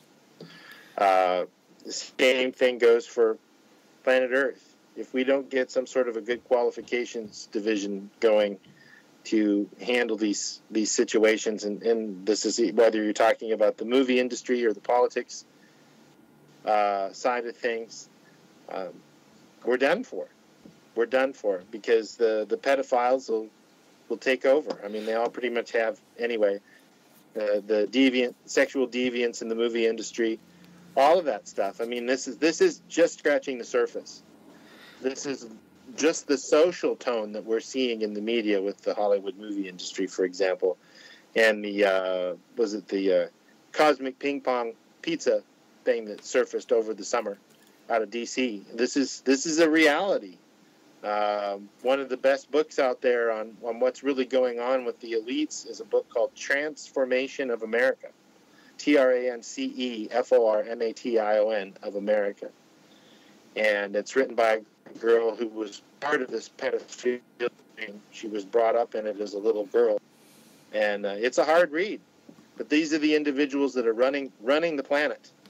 And that's what needs to be uncovered beyond what's already being uncovered, which is a good thing. There's some good things happening, but it goes a lot deeper than that. It's going to take a lot more confront than what we're actually having right now in order to clean the slate. So you think that the Scientology independent movement is getting worse and is shrinking?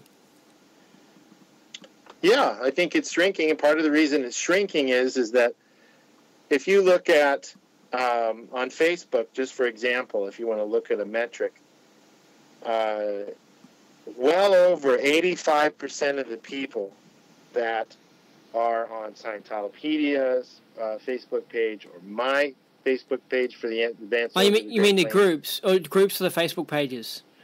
Yeah, you can look at the age of the people in those groups. Most of those people are in their late 50s to early 70s. Oh, yeah. Yeah. Okay? Any of the Scientologists that were after the big, huge 70s crush movement when Scientology was at its peak, I'm one of the rare individuals from my particular decade of the 80s, the late 80s, that is in the field and is doing something and trying to push forward. I have no peer from my age group. None. Wow, this is what I'm talking about. Yeah. Yeah. And all of the old guard, the Class 12s are dropping like flies. The second tier of Class 12s dropping like flies are disaffected. Third tier, of which Pierre Ethier is one, he's in really bad physical shape, and nobody can take care of him as a being for whatever reason.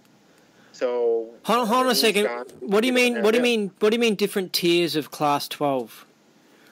Well, you've got the guys that were trained by LRH. You've got the guys that were trained by LRH who trained Class 12s. Then you got the guys who were trained by guys who were trained by LRH. So it's like degrees of Class 12s: first degree, second degree, third degree. There is no fourth degree. How many of them is there, by the way? That are actually in the field? No, well, how many people have been made Class 12 in history? Legitimate Class 12s, probably somewhere in the neighborhood of 30 or 40. I heard an interview with Karen De La Carriere saying how she got to Class 12 and how she goes, yes, only me and 6 others were Class 12s or something like that. Well, it's the first tier. There weren't a tremendous number of them. I'm not a Class 12. I don't claim to be. I can audit L11, but there weren't that many that were trained. And the thing is that a vast majority of those people will be dead within the next 10 years. Yeah, but what? Yeah, but what? Probably less than half of them left. Was there 6 or was there 30? That's not, it seems like, There was less, probably less than 15. Now there's, I can count on one hand the number of Class 12s, real Class 12s in the field. I mean, there aren't that many left. And, okay, yeah. It's dwindling rapidly. Class 8s, same thing. They're dropping like flies because they were 70s guys. Yeah. 60s and 70s guys, late 60s, early 70s. So we need to do something about this and get some other people trained and qualified to do all of this stuff and strengthen our ranks, because the Knights of the Round Table are dying off awfully fast. Can I ask something? You mentioned how in the early 80s people were saying that the church had been taken over by Maccabeans or something. How the hell did they bring that up in conversation? How did they say that? Like, as in, did they say, oh, they're interested in is money, so that's the real Maccabean thing, or something like that, or? I really couldn't say. I mean, whatever LRH talks about the Maccabeans, mainly in the briefing course materials, is where most of that data comes from. There isn't a book that I'm aware of any of LRH's stuff that talks about the Maccabeans. It's only in lectures. So this, how much of this was dub-in on their part, how much of it is fact, like I said, it doesn't really matter. There's probably upwards of 100 different species of life forms on this planet that came from somewhere else than here, in one form or another, or something we can't see. Not really. I mean, it doesn't matter. It is what it is, and like LRH says, the physical universe is far stranger than any science fiction novel you would ever read. So that's just how it is. Well, what about when Captain Bill found out that that the church had now become an implant or something, and how he wrote a com or something, and I think he pretended to be LRH when he wrote the com or something, and he spread it around. I think it was around 1980 or something, and then he got in trouble and kicked out of the church or something like that. Where the hell is this policy letter that he wrote? Like, have you heard about this? Or I've heard some things about it. I don't know enough about it to comment on it. Whether it's true or not, I don't know. If it is true, well, people screw up. I mean, LRH screwed up by letting people on his lines that screwed him over. These things happen. He said he was a man, not a god. Shit happens. That's how it is. And I know people that have been declared and done their A to E and gotten back on lines in the church, and they probably shouldn't have, and they thought they were playing for the right team. I mean, all kinds of goofy things can happen, and Robertson may have done something goofy. No, but I don't think there's anything wrong with that. I mean, he was telling everyone what he thought's going on in the church and happened and stuff. Yeah, well, I mean, he talks about in a lot of the early lectures how he found moles in the church, and he tried to report it and turn it in, and nobody did anything, which, I mean, totally falls in line with what's happened. And this is stuff he was saying at the time, 1980, 81, 82, 83, and was working with David Mayo. And, David Mayo didn't really subscribe to LRH's ethics policies and his ethics viewpoint. And so didn't use it in his organization, and then ended up going appetite over 10. What ethics getting sued. What ethics policy is that, just quickly? Well, Mayo wasn't real keen on the ethics portion of Scientology. Yeah. Okay. So as in the whole, conditions, things like that. And, there are some things in the ethics materials that rub people the wrong way and bypass charge. I mean, it's understandable. But the thing is that the majority of the stuff works. But when it's misused on people, then it doesn't work, because you have to handle that bypass charge. And, putting ethics in the hands of people who aren't OT, and I mean, when I say OT, I mean OT. I don't use the term loosely. And don't act like a bunch of bumbling idiots and buffoons. You can get something done. You can really, really push a civilization along quick, because these things do work. But, the disconnection thing, LRH did away with that, and people, wah, disconnect this, wah, disconnect that. LRH got rid of it. In was it RJ 67 or 68? Yeah. Okay, so that was brought back in by Miscavige. You want to blame somebody? Blame Miscavige. Don't blame LRH. He saw that it was wrong, and he got did away with it. The ethics stuff that Mayo had a problem with, Mayo had a problem with it because they made him run around a goddamn pole all day. I mean, sure he's going to have a problem with it. I get it. So this is something that happened, and it caused the downfall of his organization because he was blind to it because nobody handled his bypass charge on it, most likely. And Robertson saw a lot of really crappy things going on in upper management, tried to report it, and got shot down and eventually got taken out of the organization because he was trying to tell people, basically Invasion of the Body Snatchers style, this is what's going on. These people aren't Scientologists. Yeah, and if anyone knows where we can find this policy letter, I would love to read that, because that, out of all policy letters, I mean, imagine coming across that if you're on staff in the church. Like, you'll be like, what the hell is this? The church has become an implant. That'll be really cool. So someone comment or contact me and let me know where the hell I could read this, because I haven't seen this anywhere. Yeah, well, that was the thing that was happening with the missions and the orgs back in 82, 83, is that they were getting these mail packs in from the CLOs, or Continental Liaison Offices, where something would be sent out, an HCOB or a policy letter or something like that, and then in the next mail pack it would be canceled, and the next mail pack it would be reenacted, because what was happening is that there was this huge drama going on the back lines that was causing people to see that there was something terribly wrong inside the church with these policies that were coming out, and then they were being revoked, and then they were being reinstated, and all of this stuff. So you could see why people would say, well, the Markabians are taking over, and there's good guys on the other end trying to stop them, blah, blah, blah, blah, blah. Yeah. Whether that's the case or not, I can neither confirm or deny, but it was palpable to these orgs and missions. And so that started the snowball rolling downhill. And Kansas City, or the largest, Kansas City mission, was the largest mission in the Midwest and should have been an org years before, but they didn't make it an org. And then when this whole thing went down with the Mission Holders Conference and all of the Markabian stuff and the changing of the HCOBs and PLs, it went from over 100, 120 people to one guy overnight with everybody's PC folders in somebody's garage in Lee's Summit, which is a suburb of Kansas City. Yeah. Overnight.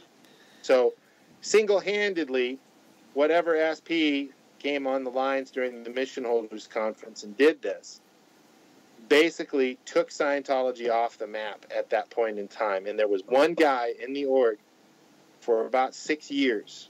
And then, only then, did the Church of Scientology take Kansas City Mission and turn it into an org, when it had one staff member, which is a violation of policy. I'm amazed about this pilot's death thing, because it was just like, if I heard he was, starting up this really cool indie org and getting all activity and stuff, would be like, oh, okay, they took him out. But, I mean, he was just doing stuff on the internet and just coming up with cool processes and stuff. And even that, possibly, they took him out. And that's pretty amazing that you're saying that OSO is willing to go that far. I'm not saying OSA did it. I don't say that at all. I don't know that OSA did it. I honestly think that Miscavige and OSA and all of that, they're just puppets to a much larger puppeteer. I don't think that Miscavige is the top dog, the lead dog, or anything like that. And even if he isn't told, there are other organizations on the outside that are clearing the way for his bad behavior and the direction that he's pushing Scientology into, like the pilot, taking him out. Now, the interesting thing is the last time I checked, the pilot's website was still up, and he died over 10 years ago, almost probably 13 years ago, something like that. So somebody's keeping it there to date. I don't know who, I don't know why, but I'm glad that they are. Do you think it could, just quickly, could be something to do with, the military, for example, because they had their psychic spies and all this sort of stuff, so they don't like somebody that's waking people up to this sort of stuff? Well, whether it's the military or not really is doesn't really matter. It's just the fact that there's somebody out there that doesn't want people to go spiritually free, which has been the common theme for an extremely long period of time. And I'm not talking just in the last 75, 100, 200 million years. I'm talking about a very long time in this universe. And it's the common theme is you can't let people go free. So, whether it's the military or not is irrelevant. It's just the fact that that's what's happening. And it's evident and it's palpable because of the state of Scientology, as well as other religions on the planet. Wow, it's really deep. So I want to get you an answer to this definitely. What do you think will happen in the future? Will things go down the toilet, or will we make it?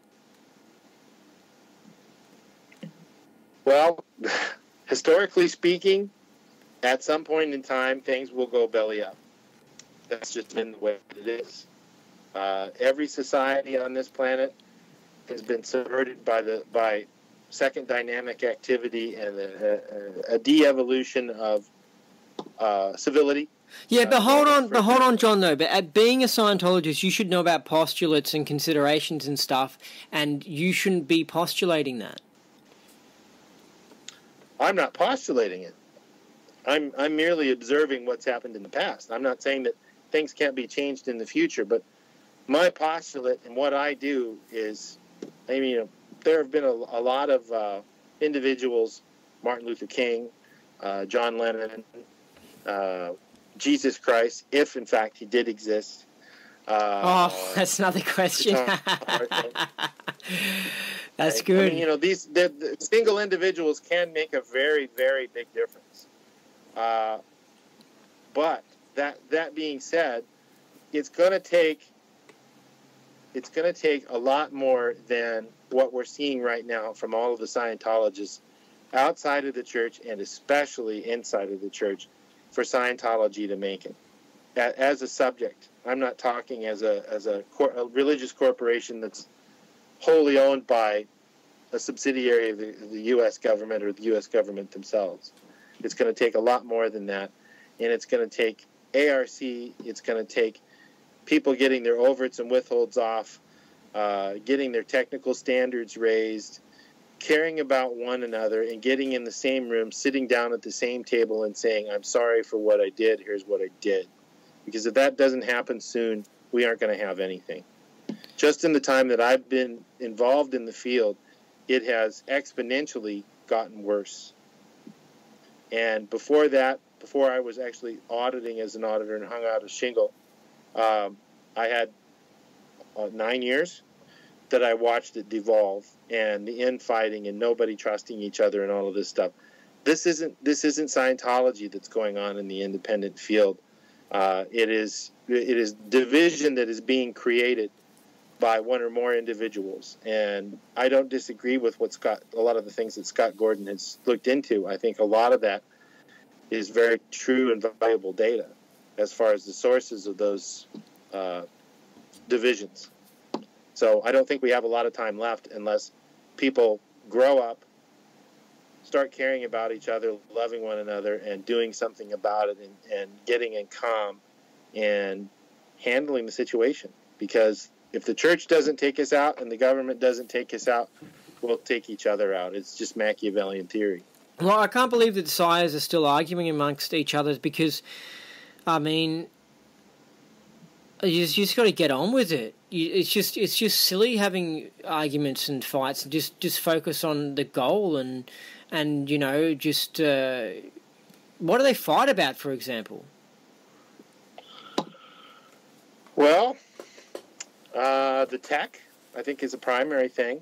There's the issue of when it got out is when the tech was true and pure, and that very few individuals got out at the same time. So they have a little bit of a degree or 2 or 4 or 5 degrees difference on what the reality is, on what the definition of high TA is, whether they got out in the 60s or the 70s or the 80s or the 90s.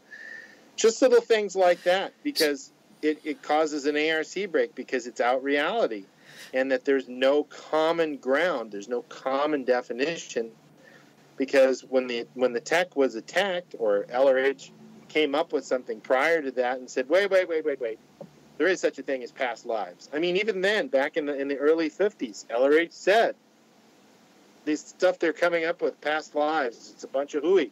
Don't believe it. A day or two later, he comes up with another lecture and says, remember when I said it was a bunch of hooey? It's true. Okay? I mean, this is how the tech evolved. But the thing is the tech evolution got to be so muddied with whoever was writing it, who got approved, and whether LRH approved it, or if it was a board policy letter, or when this guy got out in 69 and this other guy got out in 77.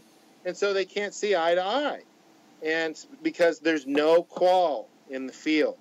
When LRH says if an organization doesn't have a qual, it's finished. Finished. Okay, but hold on. So to handle cases in the independent field, other indies have to work with other indies, and that's where the problem's coming. So is it kind of like staff members arguing amongst staff members, basically? Is that what you're saying?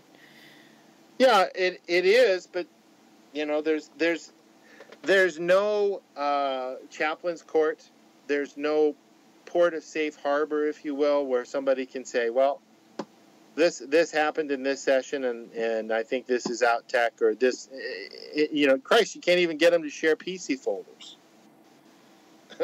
I mean, I've even heard of an organization burning somebody's PC folders and telling another auditor that they burned their PC folders because they didn't want anybody else having them. I mean, this is how far this stuff has gone. I'm not making this up. Yeah, it's pretty ridiculous. It's so ridiculous. Yeah. Now, whether so that's ridiculous. true or not, I can neither confirm or deny, but it wouldn't surprise me. You know, and you've got Class 12 auditor training another auditor to learn how to do the L's, and then wanting them to give them a piece of the action for every person that they audit on the L's, and then that person agreeing to it and then not doing it anymore and telling them, fuck you, I'm not going to do that anymore. That shouldn't be happening. He didn't make up the L's. This guy's trying to do it for somebody else. But see, the thing is you enter in this really funky arbitrary called money, and it makes people loopy. And that's the biggest problem that we have, is because that arbitrary in there is creating the problem, because everybody needs to survive. Yeah, people start being dishonest to get more money, and that's the problem. You have to you have to focus on the product, and then the side effect, the second thing that happens is the money. You know? Yeah, it's never been about the money in Scientology. It's what you're doing, caring for the person in front of you, what you're doing for them. I mean, Christ, the OT3 package in 1973 was $3,000.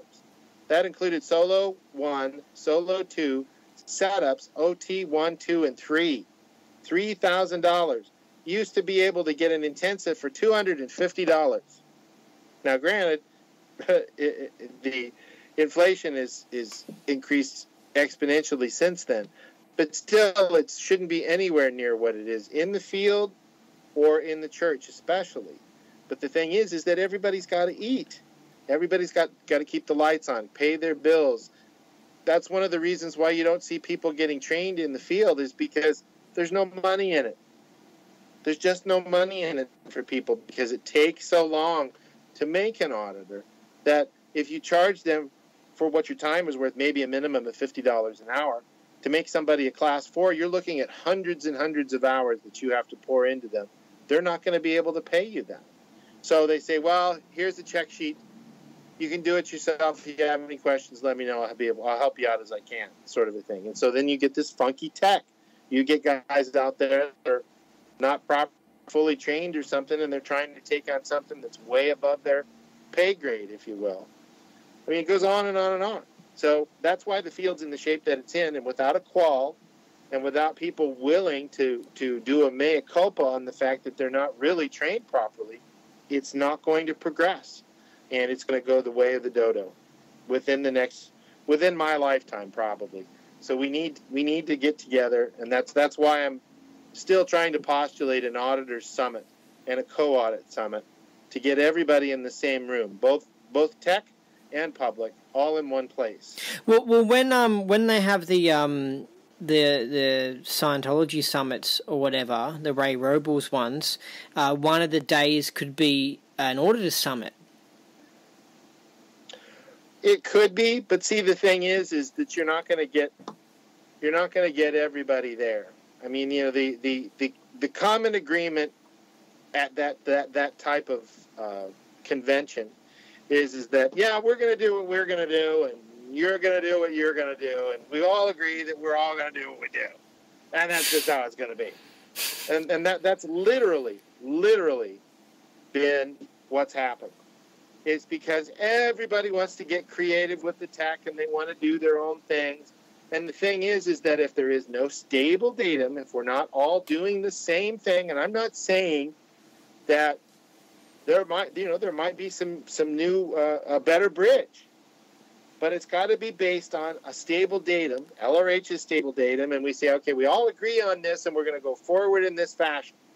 Because otherwise, somebody gets screwed up by Joe because Joe's doing something that he made himself. He won't give the PC folders. And then Mary comes along. She's trying to fix this guy because he's begging and pleading, and he feels horrible, and he has headaches, and he's got a bad case of gout all of a sudden.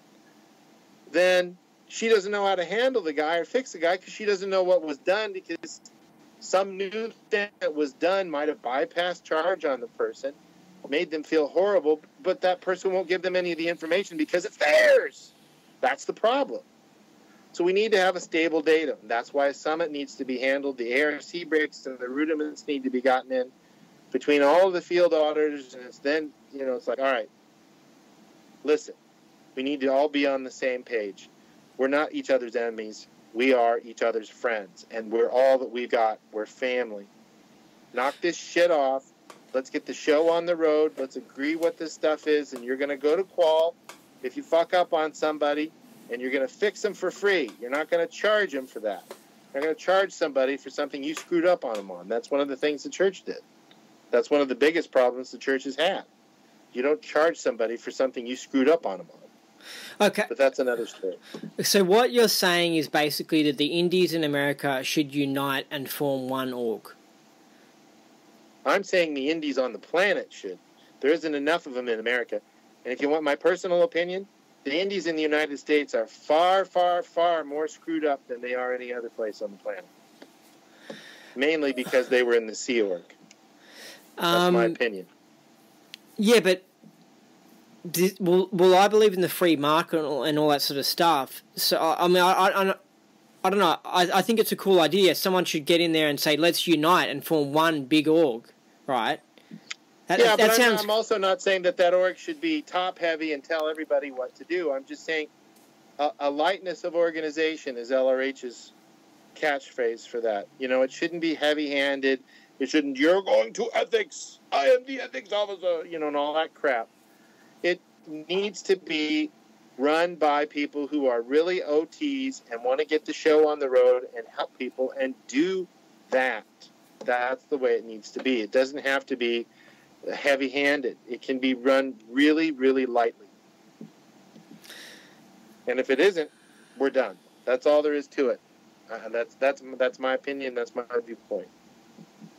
It's just not going to happen. Well, it's kind of like the APIS. It's like an association of independents, and they're kind of like an org. You know what I mean? So it's like... Yeah, well, APIS is a handful of individuals trying to do the right thing, and I commend them for that tremendously. But if an auditor wants to be on their website, they have to pay APIS $150 and have to get checked out. Hey, there's nothing wrong with a person getting checked out, but it has become and is political. Period, paragraph. Same thing is what's been happening with the Scientology 2.0 thing, the thing that Jim Fonda started. When I asked them, okay, so who's the tech panel? They wouldn't tell me who the tech panel was, and they deleted the conversation from Facebook because they don't want to tell you who the tech panel is. Okay, so you're going to start an organization on a withhold of a tech panel? Hold on a second. I get what's going on, right? Okay. Because, yeah, like you said, because people got trained at this time and that time and someone had this bad experience. Basically, you've got all these used cars, and the used cars are trying to get combined into one org, right? And it's going to have problems. But something like Ron's org, right, where they've got someone who's come in fresh and hasn't done any Scientology anywhere else, and then they've been trained up, they can have a cool ride and a smooth ride and everything could be sweet because they're not dealing with used cars. So that's basically, right. I think... As far as I understand it, at least, yeah. I guess it's I think maybe it's impossible to get all indies to unite and form one group, and just each indie should start their own mission and have a good Div 6 on that and deal with making fresh Scientologists. Well, I don't disagree on the fresh Scientologists, because a lot of the Scientologists that are out there are damaged goods. I mean, damaged goods. And some of them are fixable because they don't want to be fixed. They're happy with their aberrations and they consider them happiness. But, you know, making new Scientologists is very likely the only way that it will succeed. But the thing is with the Ronsorg guys, they've been able to find a stable platform that they say, okay, well, this is the tech that we're using. I mean, even with the XCal stuff, they tell people, you know, never mind all that space opera stuff in the materials. Just pay attention to the process and everything like that. I mean, so that's a prime example. So they've all agreed that, okay, the space opera stuff, it's a little heavy. All right, so we're just going to kind of set that aside, and then let's look at how you do this particular OT level. This is how you do it, and just go with that. So that's what I'm trying to say is that there needs to be some stable datum like that.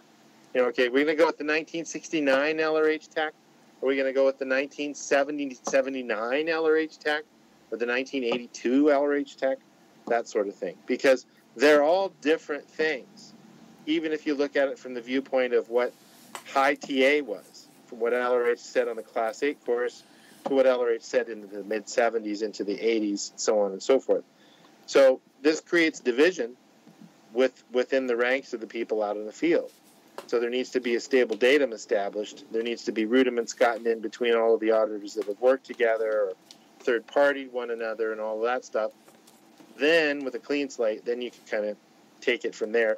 I think if you have an organization that basically just serves a qual purpose for tech guys, for admin guys, and says, you know, come in here, let's spot check you on this particular area, and they're in some little town in Illinois, but they have an organization, they can get a pass on things, and they can say, yeah, you know your shit. Now go back out there and get PCs. So there's always somebody helping to qualify people and keep them clean, because if you don't have that, they won't go very far. There's like a bullet into a pool full of Jello. It'll just, and that's it. And that's where we're at right now, is that the bullet is reaching the bottom of the pool, and it's almost come to a complete stop, and it's just going to sit there unless people get cleaned up and get away from their altitude-itis of I'm the most important, I'm the most knowledgeable, I know everything, and everybody else doesn't know anything. They're all crazy. Because that's where it's at right now.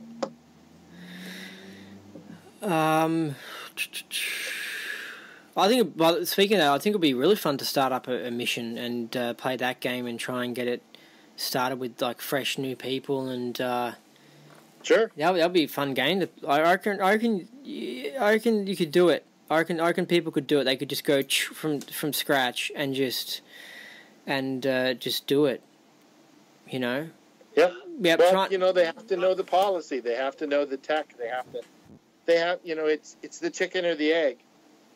You know, you can start something with good intentions, but that'll only get you so far. You need to know how to do that. How do you spot a person's tone level? How do you get them in for a personal efficiency course? You know, all this. I mean, the people that got had it on it, like what was the gal's name that you did the interview with 3 weeks ago? Janice Grady. Yeah, they had a rocking mission there in Melbourne. because they knew what they were doing.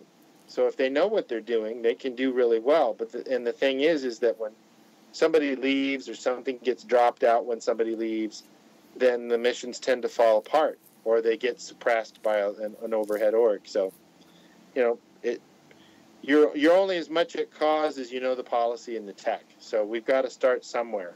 There's got to be a chicken that lays the egg. Well, I was thinking Bali would be a beautiful place for a independence version of Flag. I mean, or have a private island, like Bali or something like that, where they're not part of any country, and you have your own jet, your own runway, your own boat to get there, or whatever, and as long as it doesn't become the island of Dr. Moreau or something like that. What's that? It would do really well. Because things can get out of hand when places are isolated. There's a lot of great fiction stories about that sort of a thing, and isolation is what leads to aberration, unfortunately. Hey, did David Mayo really not believe that the OT3 incident occurred? I haven't heard anything about that one way or the other. I don't know anything about it, unfortunately. Okay, I heard Ray Robles say that David Mayo said that LRH was quite possibly totally wrong about OT3 or something. Well, all I can tell you is this: is that the way that OT3 is run, it reads like the incident reads like gangbusters. For what you're running it on, you don't run OT3 on yourself. LRH changed that early on. It was run that way, where you actually ran it on yourself. You don't run OT3 on yourself. You run OT3 on a part of the composite case, and it reads like crazy. And the wins from it are astounding. Well, and speaking of that, I mean, look, I know David Mayo, was smart and that sort of stuff, but I don't think he knew, information about the world that, Mary Sue knew and that, intelligence people know, like the idea that there's, satanic rituals and pedophile parties and, just real hardcore shit. I don't think that was his hat. I think his hat was more, a really good caring auditor and a philosophical sort of guy. But there's this whole admin side of life that's I guess the Alex Jonesy type of side of life that's whoa, this is what's going on PT now. And I don't think David Mayer know that. So basically what I'm saying is that I would easily, especially after listening to Mission Earth, I would easily take LRH's idea on things over David Mayo's any day. LRH was way more of a genius than he ever was, but he definitely was a real smart, good guy. Well, I mean, it's just like anything else in life. You meet people who, every Thetan has their own area or strength. You could also say that they have their own area of confront. Some Thetans have a stronger confront in one area than others do. Some people are suited for black ops type things, and other people are suited at baking cakes, and they're really, really good at it. And that's just how it is. And David Mayo's strengths played a huge part in what later became knots. And I would find it really strange that if he thought that the OT3 incidents were invalid, how in the world did he help LRH develop what later became knots as a rundown? It doesn't make sense to me. So that doesn't compute. And I to go back to what you were saying, yeah, he was probably a really great auditor. He didn't know all of this stuff, and Mary Sue had a better understanding of things. I mean, I can either confirm or deny that. But some people have strong suits in areas that don't, or just never gone down that walk of life. I don't think that David Mayo couldn't confront that data. I think he could. Maybe he just wasn't presented to him. I don't know. All right, look, I've got to fire some questions to you because I've still got a bunch of stuff I want to ask. Okay, somehow I need you to answer these as fast as possible. right? Okay. Okay, get ready, okay? Can the e-meter be Ready. used... Is the e-meter a dowsing tool? Is it like a dowsing tool, basically? No. It isn't. You sure? No. I heard No. LRH was using it to, like, find gold and stuff. Maybe one of the earlier ones. The e-meter originally wasn't his idea, it was Matheson's. He basically took the idea from Matheson and cast Matheson out at one point. Yeah, but Yeah, but can you use it like a dowsing tool where you just ask it questions? And because you know how amazing dowsing tools are. Have you looked into them? They're like, what the hell? You hold these sticks, and they just twist, or you have it like people have a gem and they twist it, turn it some way, and then when you ask the question, somehow it turns back, and it's like, what the hell? It's like the universe talking to you. I don't think it could be used as a dowsing tool, no, because the meter is based off of charge. It's based off of resistance or lack thereof. I don't think that dowsing ones operate off of resistance per se. That's just my viewpoint on it. Okay, all right. The LRH birthday game, is that something that because it got released in the times where we were questionable that is a tech safe and all that sort of stuff. Is it a load of crap, or is it something LRH actually wrote and sanctioned and all that sort of stuff? Well, I can't verify that LRH actually wrote the 339R program, but it's written in such a way that it sure sounds like he wrote it. I mean, I know how LRH's writing sounds. I've read enough of it, and I can tell when it's LRH and it's not LRH. I'd say probably 95, 98% of the time. So I think he did write that. Okay, so why doesn't it work then? Why is there this retarded thing where you can just shoot up your stats and then you win the birthday game, but you're just going up and down like this and it's stupid? It's not like it's actually measures you really growing as an orc. Well, the problem with that is that it became political, and you're dealing with the situation where you get so many points, but what relative to what? And the point system that they used in the 339R program was sort of just an arbitrary. It didn't really reflect what was going on at that time. It's sort of like, well, 1 from 0, that's really something special. Okay, so you went from having no people to 1 person in the course room. Wow, your stats are up. Well, relative to what? Okay, so that was the biggest problem with the 339R program. Right there was just the point system and the way that they did it. And then on top of that, you had a lot of orgs and missions that were false reporting statistics in order to be up in the birthday game, because there was so much downward pressure to the orgs in order to get their stats up. That they would falsify stats, or like the org here in Kansas City, they would go out and put OCAs on car windshields outside of bars in the Westport area. I mean, does that make any sense? No. There was a lot of stat falsification. Yeah, it really caused stat pushing, which was just the worst thing ever. It just ruins the org. Hey, I got a question for you, okay? This was a comment that was left on YouTube from someone called Aussie Boy, and it said that he got the impression that your past life name was Jody Chrisendim. Is that correct? Not by my recollection. Okay, so Jody Chrisendim isn't... And I thought it'd just be interesting to bring it up. I mean, he wrote that for the last interview we did. Hey, what do you think of Skype auditing? I think it's a bad idea. Yeah, well, it's out tech, isn't it? Well, to say that it's out tech, I mean, if you look at things from a nonce perspective, you can go audit somebody or something remotely and handle a situation in a very positive sense. But there's a liability to doing that because of the composite case of the person that you're auditing. It's sort of like rats jumping a ship. That can be done, but as far as Skype auditing goes, you're not doing it in real time. You're not seeing instant reads. and you have no comparable magnitude to what's really being said and what's being done in real time. And it doesn't fly.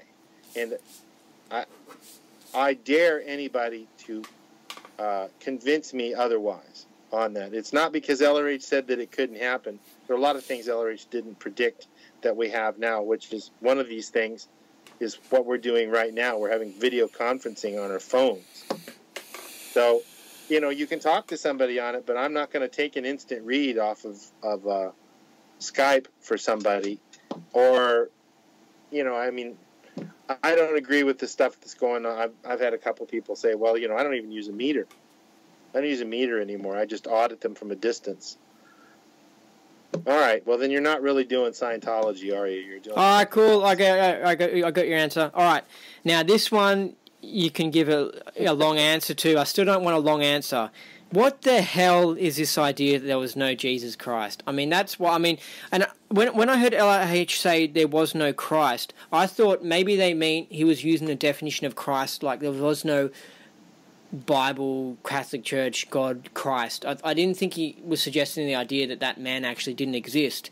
What the hell's going on? Like, what was he suggesting, and what's your opinion of this?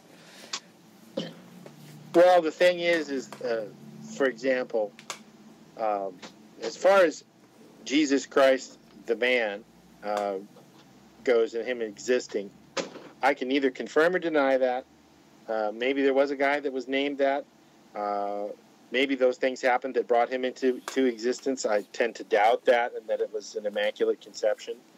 So you doubt that it was an immaculate conception? Yeah, okay. I find that very hard to believe. Well, I just think it's all a UFO story. But anyway, keep on going.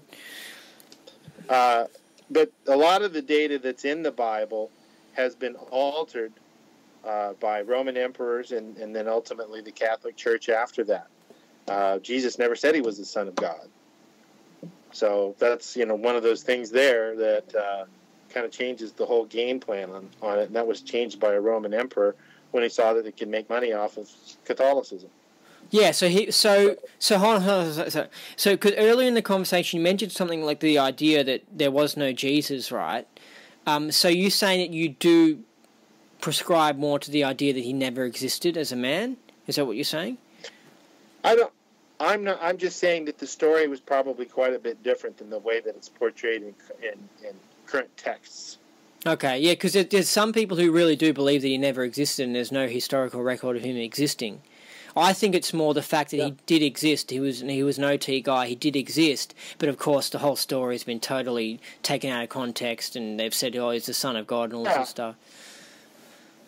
Right, but you can't even get a story to remain the same in the same day between three people. So we're talking several centuries, over 2,000 years. So I think the story's probably been altered at least a little bit, if not a lot. Okay, all right. What's DCSI auditing? Yeah. The DCSI was the first rundown or handling for somebody who may or may not be clear, as opposed to the CCRD, which was originated many years later by Miscavige Scientology. Hold on a second. So LRH, are you telling me that LRH never wrote CCRD and never came up with that name and everything? I don't know if he did or not. You'd have to ask Dan Kuhn that. I don't know if that was something LRH sanctioned or not. The DCSI was LRH. And what does it stand for? Dionytic Clear Special Intensive. And that's to check that if you've gone clear. Yeah, and it's not just to check, but to put somebody up to where if they're not clear, they're not unhappy or upset or sad or whatever. And if they are clear, it validates the state, and then they can go on and continue on with the Sunshine Rundown, and then ultimately Solar 1 and Solar 2, etc. Okay, so when did CCRD get released? I would not be the person to ask on that. I tend to use the DCSI. The CCRD tends to invalidate a couple of the clear states, like a natural clear, for example. And it's tremendously edited from what the DCSI is. Okay, so I really don't know where the idea was originated. Okay, my understanding was that in the middle 60s, when they first actually started calling people clear and giving them like a clear number and stuff, they had to pass a checklist of like 20 questions or something like that. I thought that was the CCRD question list. Is that the DCSI question list, or is that the Sunshine rundown? Neither, actually. Originally, back in the 60s, you had to go in and talk to LRH himself, and he would tell you whether you were clear or not. But what's this thing, this list that you have to pass of questions or something? You have to FN on or something? Well, I don't know between that in the 60s and talking to LRH and the DCSI, but the DCSI came about in the mid to late 70s. Is that a list of questions you have to sort of FN on or something? No, it's just you're basically asking. It's basically like a big director of processing interview, and you're asking a person questions about what occurred in session. I mean, you can't just come out and say, clear cog this, clear cog that, because then you're feeding them cognition. So you kind of have to pull it out of them, ask these questions and everything, and the DCSI takes it from several different angles to where you can find out whether the person really went clear or not. That's its purpose. And then by the end of the list, you're cleaning them up one way or the other as to whether they are or aren't clear and handling any of that bypass charge. What does the Sunshine rundown involve? Passing any lists or anything, or is that done after you've definitely been labelled as clear? That's after you've actually gone clear, and it's basically an objective process or processes for the person to kind of stabilize the clear, and really put them in PT and just get them ready for their next step. It's very short. Okay, and I just had the idea, if you were someone who, let's say you're involved with the church and you left, and you had been declared clear by the church and now you're not, and then you're made to redo your purif and blah, blah, blah, and you're sort of in that situation where you're like confused as to what level you're supposed to do, if you went up to an independent auditor, would that sort of person need to do a few things, and then the DCSI, and then they will finally have that actual state of clear again, something like that? You could if the person really was clear, you wouldn't need to do a DCSI again. You could, basically do a DFP first, a director of processing interview, find out where any charge is, give them sort of a life repair of sorts, handle any bypass charge coming out of the church, any eval, suppression, that sort of thing, any PTSness to the church. And then you could, once you got them all kind of cleaned up that way, in a little sort of a miniature after the church life repair, then you could rehab their grades, and when they went clear, which, this happens at a couple of points on the bridge anyway, but if there was any question of it, that's what you could do, is just rehab it and date and locate when they went clear. Okay, but what if they were one of these people that never did the actual grades? Because I'm questionable about these sort of things, because I just feel like everyone should be doing the grades and everyone should be doing the clear certainty rundown, or I think that's what it's called. You know what? I like the 1975 idea where it was like, this is what it is. Everyone's doing the grades. Everyone's doing the clear certainty. No, the clearing course. Everyone's doing that. Mm-hmm. Yeah. Well, the clearing course was sort of took a back seat to standard Dianetics around about 72, 73, 73. And LRH was really hot on standard Dianetics, which was the hottest thing going, in his words. And standard Dianetics was basically what would later become New Era Dianetics, which had several rundowns added to it, and also added one more flow to the flows that you audit a person on Dianetics, audited Dianetics on a meter. So the clearing course was generally done for people who did not go clear on standard Dianetics and what was later New Era Dianetics.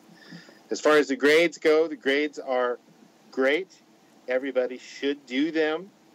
Originally, it was just the quad, part of the grade that was done back in the late 60s and early 70s, and then LRH decided, with the help of a couple other individuals, to add on a lot of other processes that may or may not be needed, and it's a little bit as to the length of the grades as you find them now, even as far back as the mid to late 80s.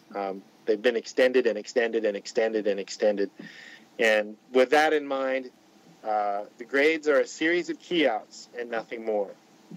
They key a person out on a particular topic: ARC breaks, problems, overts, withholds, service facsimiles. And then that's what they do. They key a person out so that you can get to the reactive mind without all this other bullshit going on. So yes, you should do them, but you don't necessarily have to do 100 processes in order to do an expanded grade. Yeah. Does that answer your question? Yeah. Okay, what about power processing? Does the church even deliver that anymore? I doubt it. I don't know for sure. I could neither confirm or deny that. Isn't it next to? Do you know done power for years? Do you know the alternate route to clear on the church? Isn't it part of that's like grade 5, and then it says power processing and on the church's bridge? Yeah. It's it's something. It's for really tough cases. Oh, and okay, and so, but didn't it used to be for everyone? No. No, it's sort of an emergency break glass sort of thing. It's for a really tough case. It isn't something that everybody should do. Is this the thing that John McMaster invented? I couldn't tell you. I don't know. That it was a period of time that I don't know much about. Can you get power processing in the independent field? Yeah, there aren't very many people that do it anymore. There are those who tend to want to use power processing to audit everybody on for everything, which is not what they were intended for. The power processes are like lightning in a bottle, and some of them are used in the latter part after Excalibur, between the Phoenix and Excalibur, and they work like gangbusters and can be used on part of the composite case if things stick, and they will resolve that part of the composite case. I do know that from my own experience. So you've done power processing? I have not done power processing myself, but I have applied it to part of the composite case, which was part of my composite case, and it resolved the issue immediately. Oh, stunningly. Okay. All right. So, with the L rundowns, are you a fan of them? And do you really think that they can make someone who's able to just exteriorize at will? I've never seen anything, and I've heard this from several people now, including yourself, that the L's provide exteriorization at will. I've never seen anything in the materials that reference that whatsoever. I don't know where that datum comes from. I will go as far as to say that I think it's a bit of a falsehood. That's not the purpose of the L's. Basically, the purpose of the L's and what LRH's intentions with the L's was, you've got this guy, he's an executive, he's got a case. You need him to be and act like an OT as soon as possible, and there's no runway long enough that we can get this guy to go do his grades, do his meds, standard dynamics, whatever, get up the OT levels, blah, blah, blah, blah. So LRH developed the L rundowns, and L stands for lists, as in listing and nulling, which basically bypass key portions of the case and just cut to the chase and make the guy an executive's executive as an OT within a very short period of time. That was the original intent of L's. So would you recommend, let's say somebody would like to become like powerful spiritually as soon as possible, would you just say to him, and he's done no Scientology before, would you say to him, just go in there and do the L's? Well, the L's can be done anywhere on the bridge.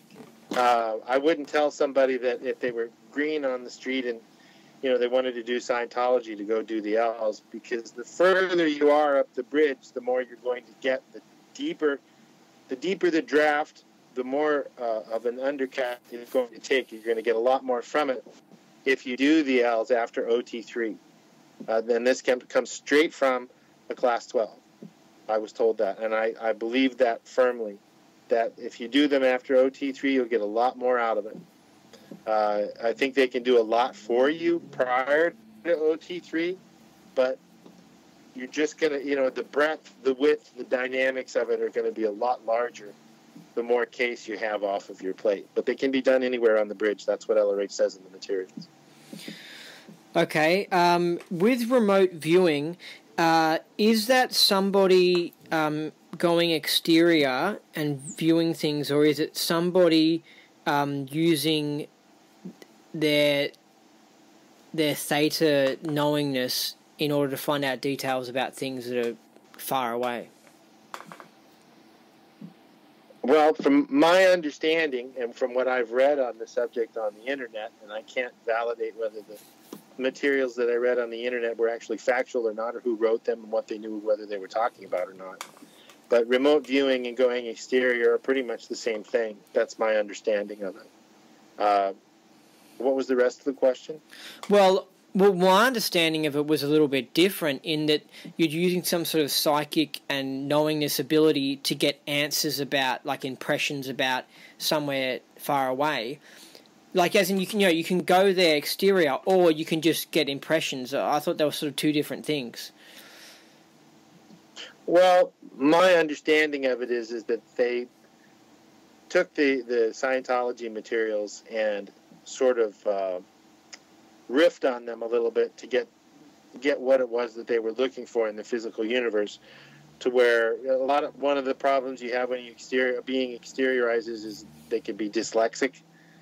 So there could be symbols that could be right in front of them, but they couldn't actually cards. They could see that there were images on them and they were faces, but they couldn't tell you the significance of them.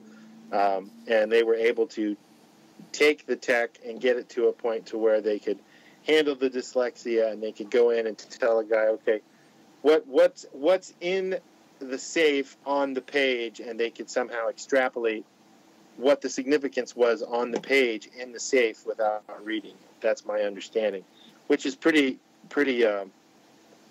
good ability that they can do that. I'm not sure if that's really true or not. I have my doubts, but if they can do that, okay, then that's what they were doing. And beyond that, there's a couple of books written about the subject where they took these guys who could exteriorize, and they would use them in a program on Long Island to send people to Mars. And so what the OT, who was exterior or could exteriorize at will, would do is that he would put a focal point for them to drop these people through this portal or whatever it was that they were doing, so that they didn't end up and land into a big cliff wall.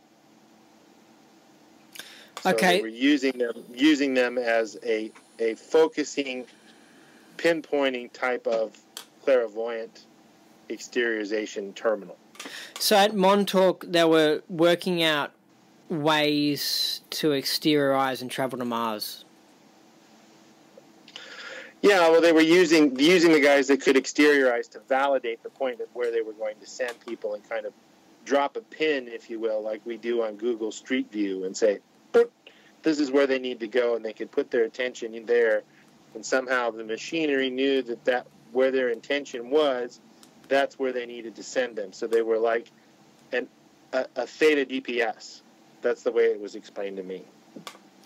It's very interesting. I've actually been listening to a bit about that Montauk project recently, and it seems like they've gotten the memory wiping technology. Like in the 50s, it was, the sodium pentothal and the hypnotism and stuff.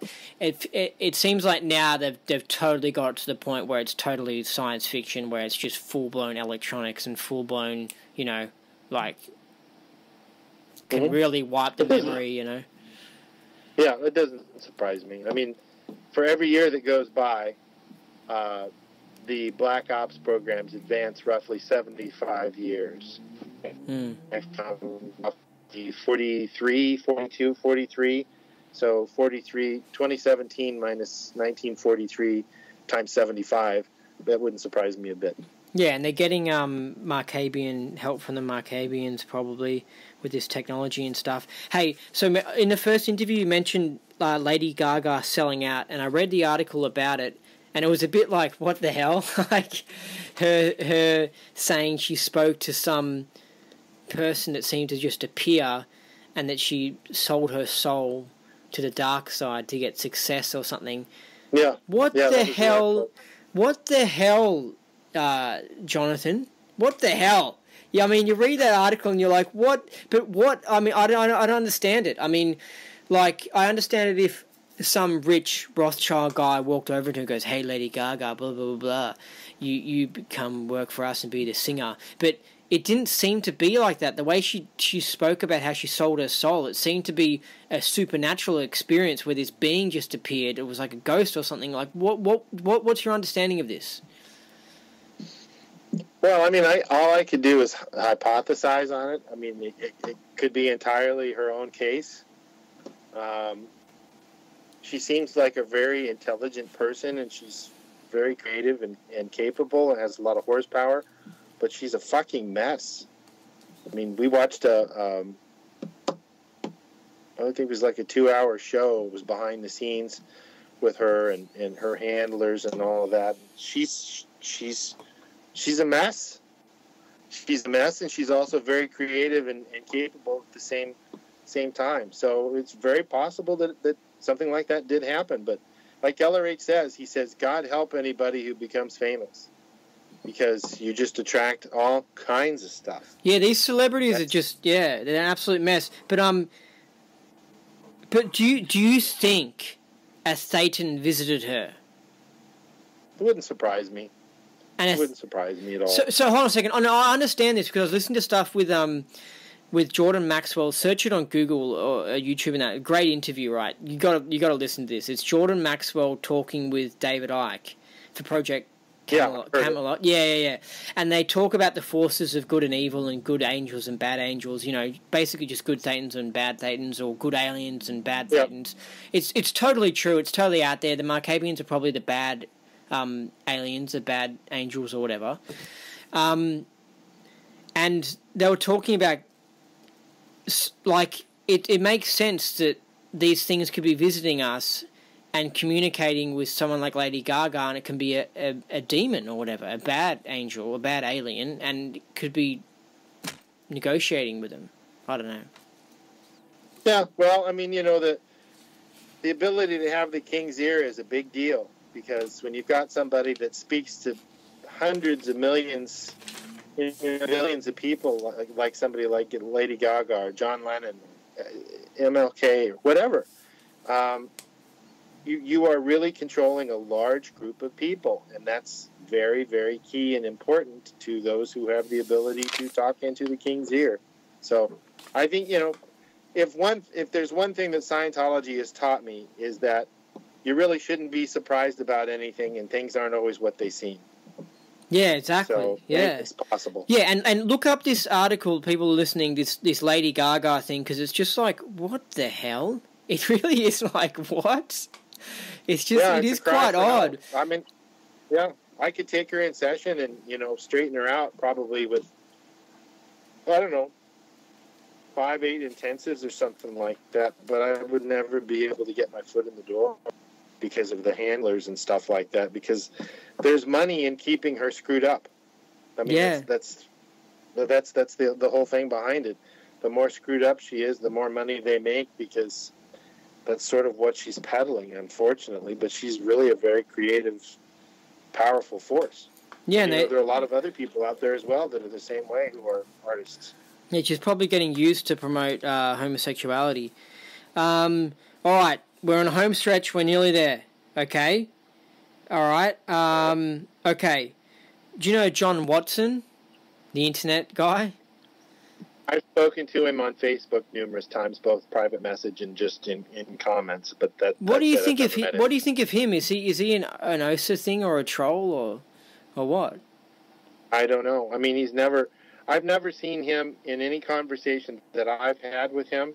I've never seen him be anything but nice, and, you know, sometimes a little in some of his replies, but I've never seen him tear anybody down in anything that I've seen. Yeah, I interviewed. Yeah, well, I interviewed him, and he seemed nice and stuff. But it's just the way how he types on the internet is just crazy. Yeah, I admit it's unusual, but that's, you know, it just because he uses unusual grammar doesn't make him good or bad. It's just unusual grammar. That's all it is. Okay, but there is a possibility he could be some OSA troll that goes out there into groups and writes comments and stuff that just looks crazy, so that then, you know, discredits the whole indie movement. Sure, so could I. I mean, you know, I don't have any data that says that's... I haven't seen anything that would indicate that. Yeah. Okay, so this course you got, you mentioned it before. What's it called again? When you've like a church repair, like when you left the church and you go to the independent movement, and what's it called? Well, Pierre Ethier, the Class 12, actually developed a really good, basically getting out of or leaving the church first. It's hard to find, but you know, some auditors out there do have it. I used to have a copy of it. I don't anymore. I don't know where it went. Any good CS could develop one, and that would be a really good start to handle any of the bypass charges that a person would have. Other than that, do a EFP interview and ask them questions about the church and their experiences in it, and then just write a regular life repair program for them to handle the rudiments on leaving church, and their family and friends and things like that would do the same thing. Okay, so it would be called a COS repair list. Yeah, leaving the church to Scientology repair list. Yeah. I mean, obviously, I'll have to do that one day. That sounds like it would be good. You know, you get rid of the charge of your. Seems like I think it should be done for everybody. All right, here's a big question. Who controls the Scientology church? Like, who is CST exactly, and who runs it? Is David Miscavige just a puppet? Well, I can tell you what I think. I mean, I can't give you any names or anything like that. From the people that I've talked to, numerous people that I've talked to, I've had several people tell me that there is not one Scientologist on the board of directors for CST. Not one. None of them are Scientologists. David Miscavige is not a Scientologist. Whoa! That's a big statement. He's not. He's not a Scientologist. I mean, it's really not a big statement, because if he was a Scientologist, the church wouldn't be in the condition that it's in. Yeah, no, but for a church member, it's big. I mean, here's the confusion thing is, when I looked at him, I was like, yeah, okay, so he's an SP. Look at all the information and stuff. But he's an SP that actually believes in Scientology. But what you're saying is that he's not even a PSYO. He's just an SP. No.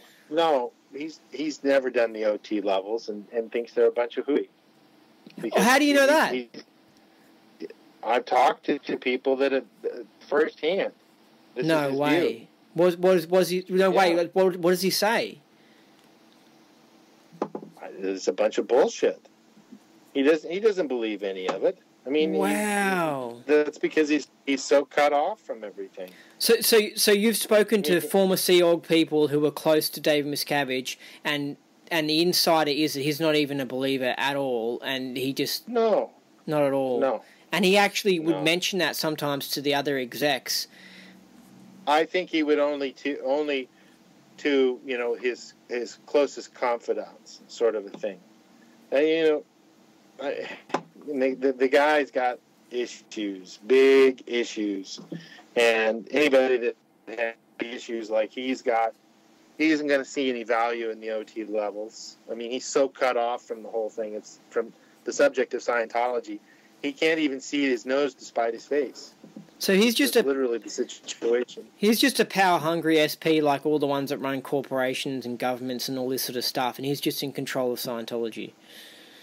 He is now. At some point in the past, he probably was on the right path. But I mean, when the guy commits over after over, you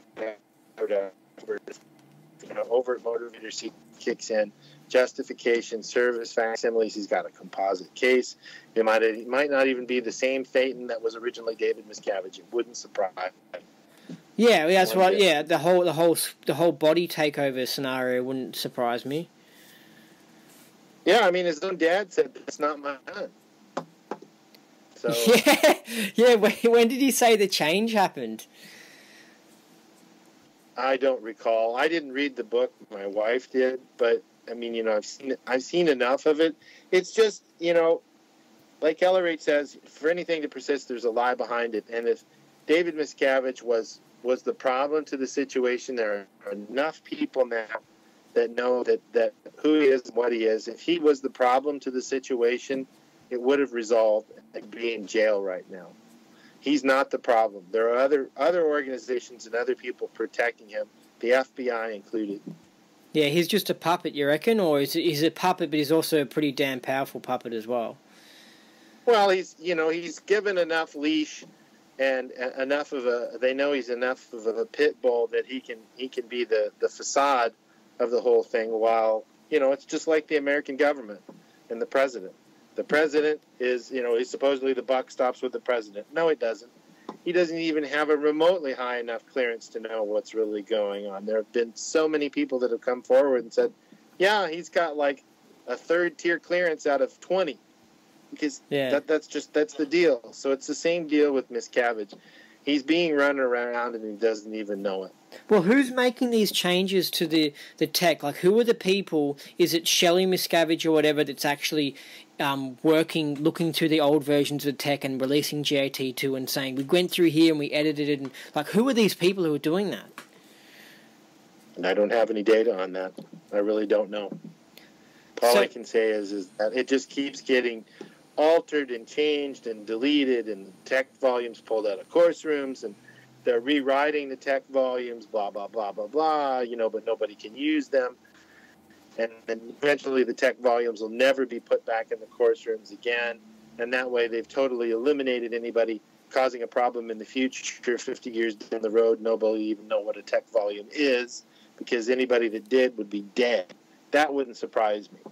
I mean, that's the way they've been doing it for the last 30 years. Do you think they're probably they're probably non-Scientologist lawyers or something that are keen on getting the copyrights released again, and so they're going through the materials and going, oh, we'll put a picture here and we'll change this paragraph here or something?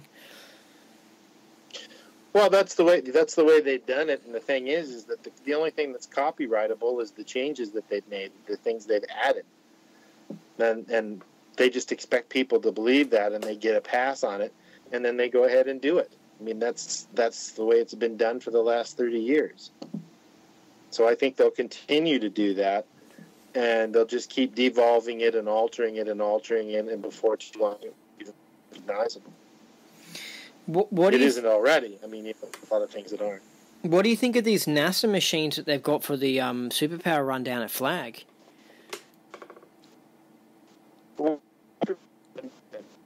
Basically. Hold on, it cut out. It cut out. Can you say that again? Oh man, hold on a second. Hold on a second. Maybe I asked a bad question. Okay, start again. Okay, what I said was the superpower program at Flag is basically an implant station. Yes, this is the data I like, all right. This is pretty much, this is the second last question, so let's go into this. All right. Explain that. Okay. Well, the superpower, the way they've got it mocked up, if it was superpower, why in the world would you be addressing bodies? I mean, it's just a simple question is that. Why would you be addressing bodies? It cut us off. No, I did that because I wanted to make sure that the audio is good, so you can turn yours off. I can't see. Your video image was screwed up before I even turned it off anyway. So okay. Yeah. So, but where does it? I mean, have you read the superpower policies or anything? Or the bulletins? Well, I know enough about it from what they said in the promo materials. You know, they have all of these smells, and they have a gyroscope that they put you on, and there are all of these physical sensation things that they're trying to improve. Now, that's the complete opposite of the bridge. You're not trying to put the guy in his body so that he can distinguish French lavender from Romanian lavender. That's not superpower. I mean, you know, come on. That's what they've done. They've turned it into an implant station. But where does it? Anybody? Where's the LRH on this though? Where's the writing that says that there's supposed to be NASA technology machines? Well, there isn't any. That's the whole thing. I mean, and they can get away with it. They can just get away with releasing it in the church, and auditors are like, oh, where have I? Like, it's just amazing. Well, it's added inapplicable data as an outpoint because they added all of this stuff and omitted LRH's original superpower, which has absolutely nothing to do with the body. Nothing. You can get it on the internet in a PDF. I have it. I know people that have delivered it. I know people that have received it. It doesn't have a damn thing to do with the body. This is all stuff that they created because basically what they were going after was the money first, and anybody that could come up with the money was a threat, and anybody that had that money would be driven into their body through all of the stuff that they're doing that basically implants them into their body even more. So basically people are paying to get screwed up. That's the long and the short of it. Hold on a second. So, what are you saying? So you're saying that something to do with this superpower thing has something to do with picking rich Scientologists? Yeah, because the whole thing about Scientology, the Church of Scientology, the corporate entity, has become the able being flypaper. Because what's happened is that anybody that's attracted to the subject of Scientology immediately becomes a mark for the establishment that wants to disable people who are really able and are reaching for the subject of Scientology. Does that make sense? Yeah. Okay. So you get some guy, he's a really, really successful chiropractor, and he's got, 25 locations, and he's got chiropractors working under him and all this stuff, making money hand over fist, and he starts reaching for Scientology. Well, first, they're going to bleed him dry. And then second, they're going to spin him in. Because the last thing they want is anybody reaching for Scientology and having any ability. So it's flypaper.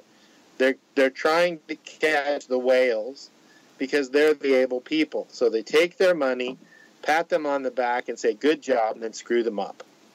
Okay, like as in you keep them as your whale, you keep them as your pet, like your sheep or whatever. Yeah, that's right. They take the killer whale out of the ocean and they put him into a swimming pool in Central Florida and say, this is your new home. Yes, and so I heard from, I think, someone who was involved with Ronsorg or something, that it has some sort of hidden mind control device that it installs or something that these machines install or whatever. Do you know anything about that? I don't, but it wouldn't surprise me. I mean, I've known for years, just from an OT standpoint, that place was the kiss of death. I mean, like LRA, there's a reference in from the mid-50s of the lecture. He says the quickest way to implant somebody and pull people in to implant them is to give them, buildings of gold and white that they can stand in awe of, because it attracts the thetans. It's so beautiful. Oh, gosh, I need to be a part of this. Every really good implant station that's ever been looked like those places. I mean, they're built to look like the places on the track. Yeah. Yeah. So they're doing the same thing LRH did with the books, because LRH used to put images on the front of the original print books that re-stimulated people to get them to go, there's something about that book. I should read that. I can't quite put my finger on it. You know, like the R6 God is on the front of Fundamentals of Thought. You know, that sort of a thing. Well, they're doing the same thing, the church is, by creating these places that are very similar to places on the track that look like the Catholic Church. Isn't that ironic? Yeah. You know, they got all this gold filigree and everything. I mean, it's so tracky, it's not even funny, because they're just trying to suck people in and do harm to them. They just don't know that. Well, look. If the evidence, which really is indicating that it got taken over by the CIA or something, right? Then now they've got this group, right, where they then shut down the Div 6 so it doesn't grow any bigger. Now they've got this great group that they can do experiments with this mind control stuff, like well, they've got that Montauk thing, and they've probably got other bases as well where they're actually abducting people. But now they've got this great community of people, these Scientologists, these American Scientologists, where they're like, great, now we can develop these machines and see how they're going and stuff. And do you think something like that, or is this just bullshit? Well, I could neither confirm or deny any of that. It wouldn't surprise me, but I doubt it.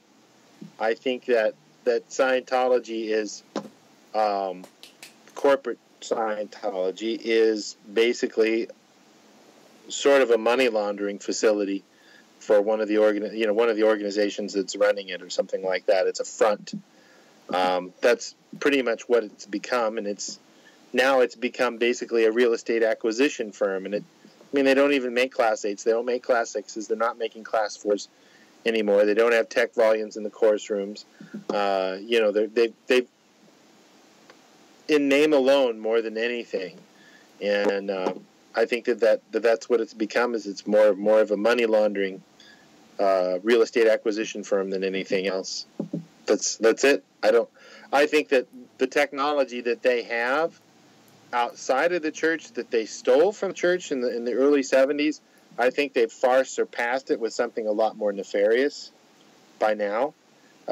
Imbuing it with the electronic advances that they have or were given by another race, another society, somewhere off-world, that sort of a thing, based off of the stories that I've heard. I've never seen this stuff myself, but my own knowingness tells me that they've gone far beyond anything that we have in Scientology as far as some of the things that the individuals that they have can do. And that just goes to show you that you can have an OT and he doesn't have to be nice, which is kind of a scary thought. So you really do believe that that superpower is an implant station, sort of, and it literally is something that you go into that mind controls you? Yeah, well, the first guy to do superpower, the first public to do superpower was Matt Fishback. And the story behind him and his family was that on Black Friday back in the late 80s, when the stock market crashed, they happened to be in a big short position, and they made millions upon millions of dollars in that short position, and they became the darlings, David Miscavige's darlings, for years. I was on course with Matt and his sister at Flag in '88 when they were on the briefing course. And after Matt did superpower, and I believe his sister did superpower too, Kathy. I think there might have been one or two others. I'm not sure. Don't quote me on that.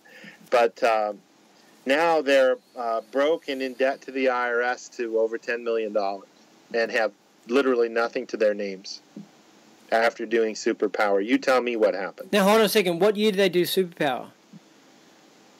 Matt did superpower probably 10 years ago.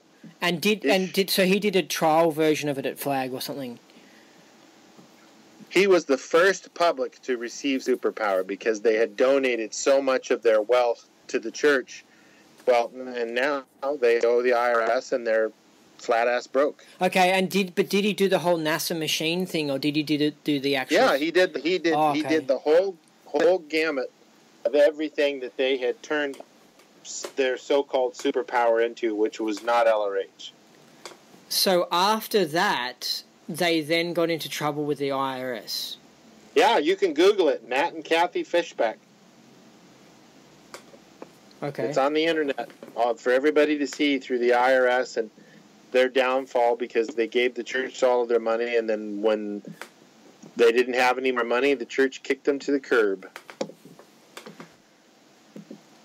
Interesting. So what do you think that says about the IRS?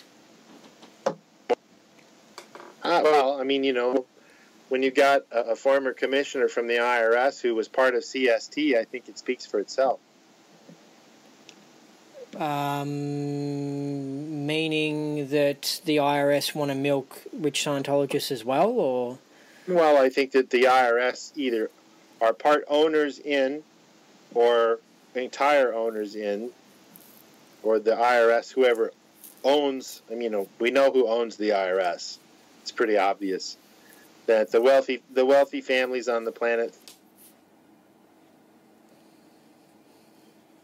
You're still there? I can't hear you. It's cut out. Sorry, can you say that? It cut out. Can you hear me now? Yeah, say it again. So what I was saying is that the Federal Reserve, the IRS, all of that whole cabal are the ones that are, calling the shots for what is now left of the Church of Scientology. Yeah. And they're like the CST board of directors, or they're connected with them or something. Yeah, they're the ones that are above CST. The board of directors of CST they're the ones that take the marching orders. That's all that is. Yeah. Interesting. Very interesting. All right, thanks for that. That was great. I mean, I've just got one really quick last one, okay? Why does it clear? Because when you go clear, and I've heard people say it when they go proper clear and stuff, it seems really great. Like they say that there's just this clearness and this calmness, and it's not all noise and traffic and stuff in their mind. How long does that state last for, and does it last forever? No, a person can, lose their state of clear. I mean, a clear is a really good start, but it isn't necessarily entirely stable, because once a person goes clear, you're sort of like opening Pandora's box. And that's why from clear to OT3, you're in the non-interference zone, because it's a really good start, but it's a really good start to Pandora's box, and you need to get from clear to OT3 as quickly as possible, because the materials that are on OT2 and OT3 are part and parcel to what makes a person not clear. So you're at risk. So that's why LRH said that it's, basically a very dicey area, and that a person is at risk until they complete OT3. Then you're at risk from something else beyond that, because it's a progressive series of states, and as you peel one layer of the onion, now you have another layer of the onion to peel while your eyes are watering, and you peel that layer of the onion, now your eyes are watering more, but you're getting the onion peeled, and that's just how it is, because you're opening your newer vistas of bigger and larger charge, the composite case, and all of that. But you can't go doing the OT levels without going clear first. So it's a big deal to go clear, but it's also a big deal that once you get done with clear, that you get through OT3 as quickly as possible and not dawdle around. Okay, well then, what if you're one of these people though that go clear and they're feeling a million times better, and they maybe it's the lifestyle that they're living or whatever, they're not running into any problems and they feel real great, and it's hard to sell them more Scientology because they're like, hey, I'm doing real great? Well, there are those people that do that. There are people that do the entire bridge and finish Excalibur and do some of the CBR bridge, and then all of a sudden they just stop and they don't do anything else for the rest of their lives.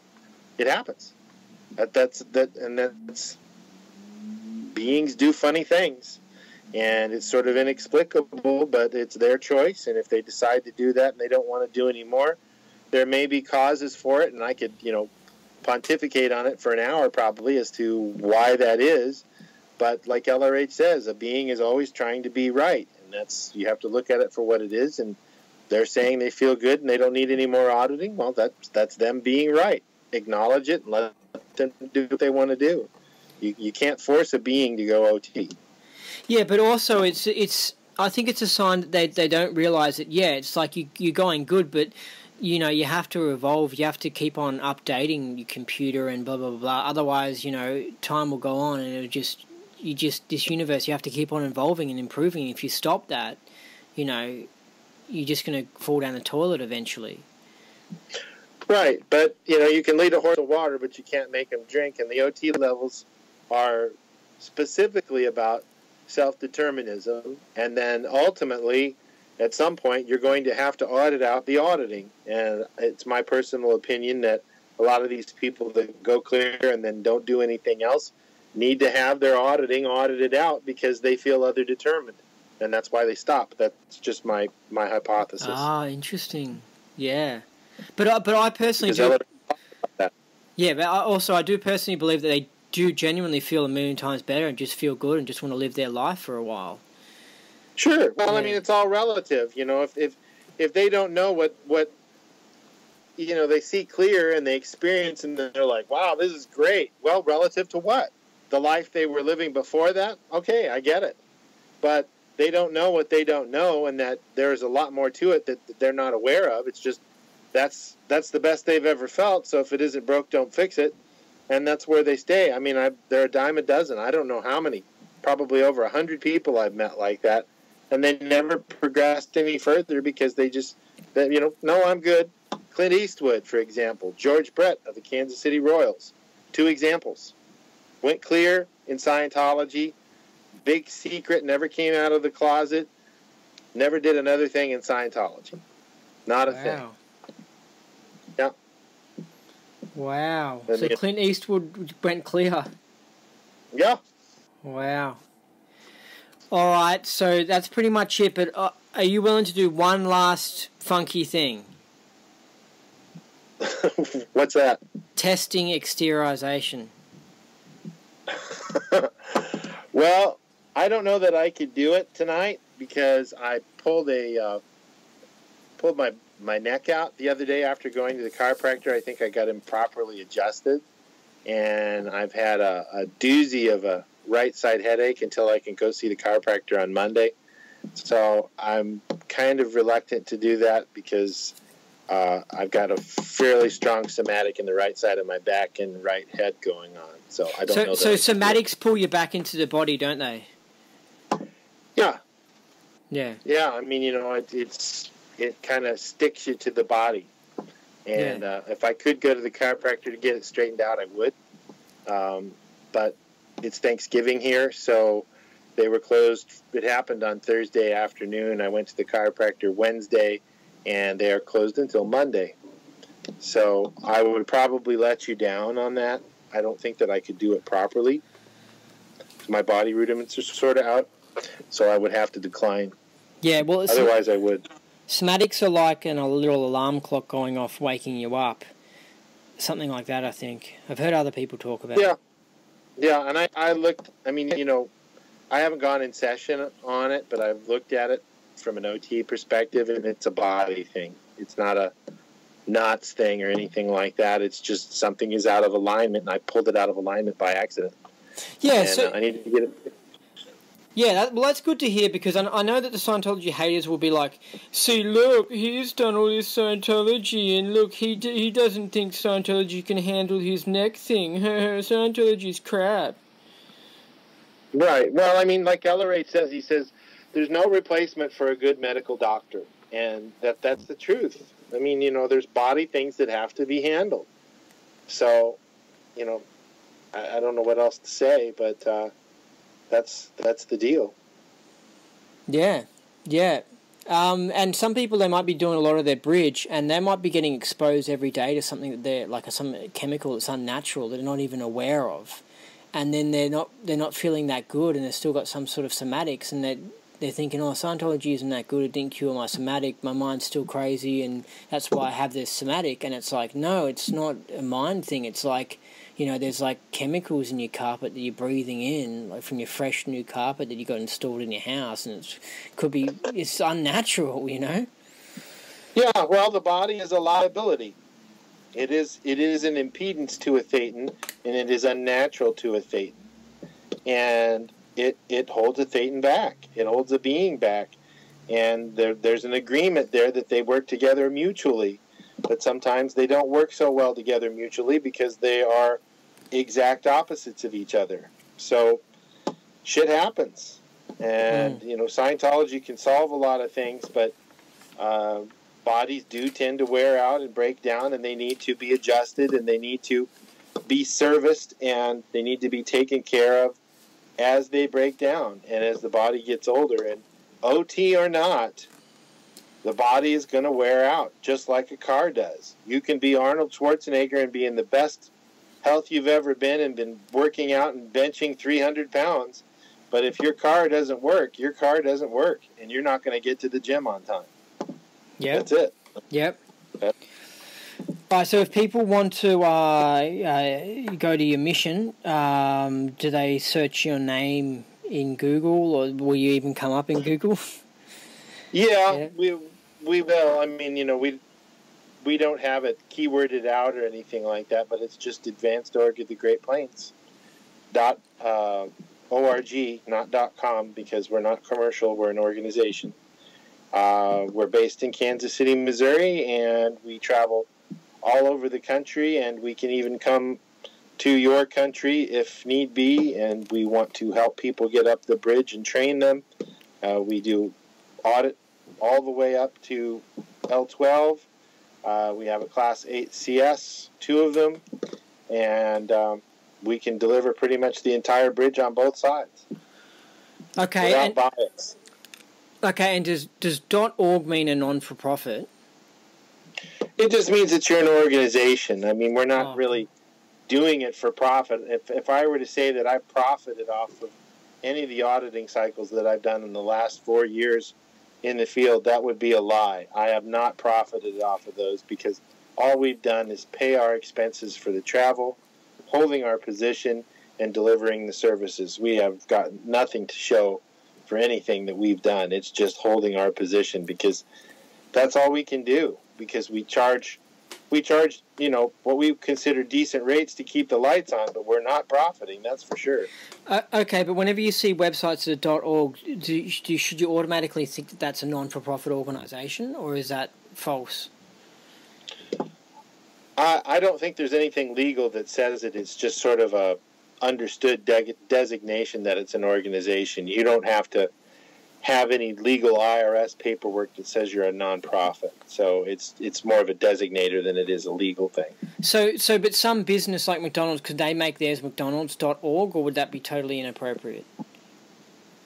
Well, the usual rule of thumb is when you're buying URLs from a domain company is to buy up as many of them as you can so that nobody can swoop in and make it, you know, McDonald's.org instead of McDonald's.com. So most companies buy up as many of them as they can, like McDonald's.us or McDonald's.biz. That's just it's sort of a given that companies will do that. And in our situation, if the church wanted to, you know, they could come in and swoop in and buy advancedorganization.com, AO-GP.com, but that's why I bought it, even though I'm not using it, so that they can't. Cool. All right, great. Thanks for speaking to me with all these interviews and stuff. It's really good. I mean, this one went over the 2.5 hour mark, but we had to finish it off, and at least it didn't go too far over. It's probably almost about 3 hours. But anyway, thanks for talking to me, John. You're welcome. All right. See ya. Bye. Thanks. Bye-bye. All right. Well, I hope you liked that interview with Jonathan Burke. I just checked that joke, and I'm going to read it out again with my spelling corrections because I think it makes sense. Because I think they might have not edited this joke. So in the joke book, they must have forgotten to edit one of the jokes. So this is what I think the joke's supposed to say. It's supposed to say, a Scientologist with one ear went into a bar. Do you want a beer? Asked the bartender. The Scientologist, I've got one ear. I think that's the lame, crappy joke that it's supposed to be, as opposed to what it says, which is, a Scientologist with one ear went into a bar. Do you want a beer? asked the Scientologist. The Scientologist, I've got one ear. That's got to be a spelling mistake. Wow, that was exciting. Anyway, I hope you liked that interview. I liked it. We're going to end off the podcast, but there's an LRH quote before. This is the quote. The first step of handling anything is gaining an ability to face it. And that's from Scientology, A New Slant on Life. I think that's very important. The first step of handling anything is gaining an ability to face it. Some people can't face things. Some people can't handle things because they can't face them. They shy away from them. Maybe their boss or something, they're really scared of their boss, and they don't have an ability to face their boss, or they don't have the ability to face their parents or something, and they're just like, oh. And so they can't handle their parents, like as in they can't improve the situation with their parents or their boss or something, because they can't face it and they can't communicate, and they freak out. And so you've got to face it. And this is where auditing helps, because it helps give you confidence and stuff to face things, especially I feel like objective auditing, because it gets you to face the universe and confront it. But a big factor in this is the fact that you have to harden up. I know it doesn't feel good, but you have to face it. And I notice this with people who are sometimes you can have a bit of a rough time when you're doing Scientology auditing, because it's can be tough doing some certain actions. And some people would try and avoid going in session, and they couldn't face it. And I was kind of surprised at that, because I was like, well, this is tough or whatever. But I never had the attitude of actually trying to avoid auditing. I was like, no, I've got to go in there and handle this and face it, And other people, some people who were scared or whatever, I don't know, they had a problem with facing it, and so they would sort of run away, and it's just like, nah, that's really sick. That's really perverted. You've got to go in there and you've got to confront whatever you can't handle. And yes, of course it doesn't feel good. Like, yes, of course it's tough. Yes, of course talking to your boss or whatever, is you're having a problem with your boss or something, isn't going to be easy, but you have to do it. You have to harden up. Don't worry about fancy philosophy or auditing, all this sort of stuff. But just at the end of the day, if you've got a problem that you got to handle, and you're not going to enjoy it, you have to sit there, realize it's going to be tough, harden up and just go and do it. And then you'll find it gets easier and easier and easier. In fact, there's something I noticed about doing things where the first time's always really hard, but then after that, it's a lot easier.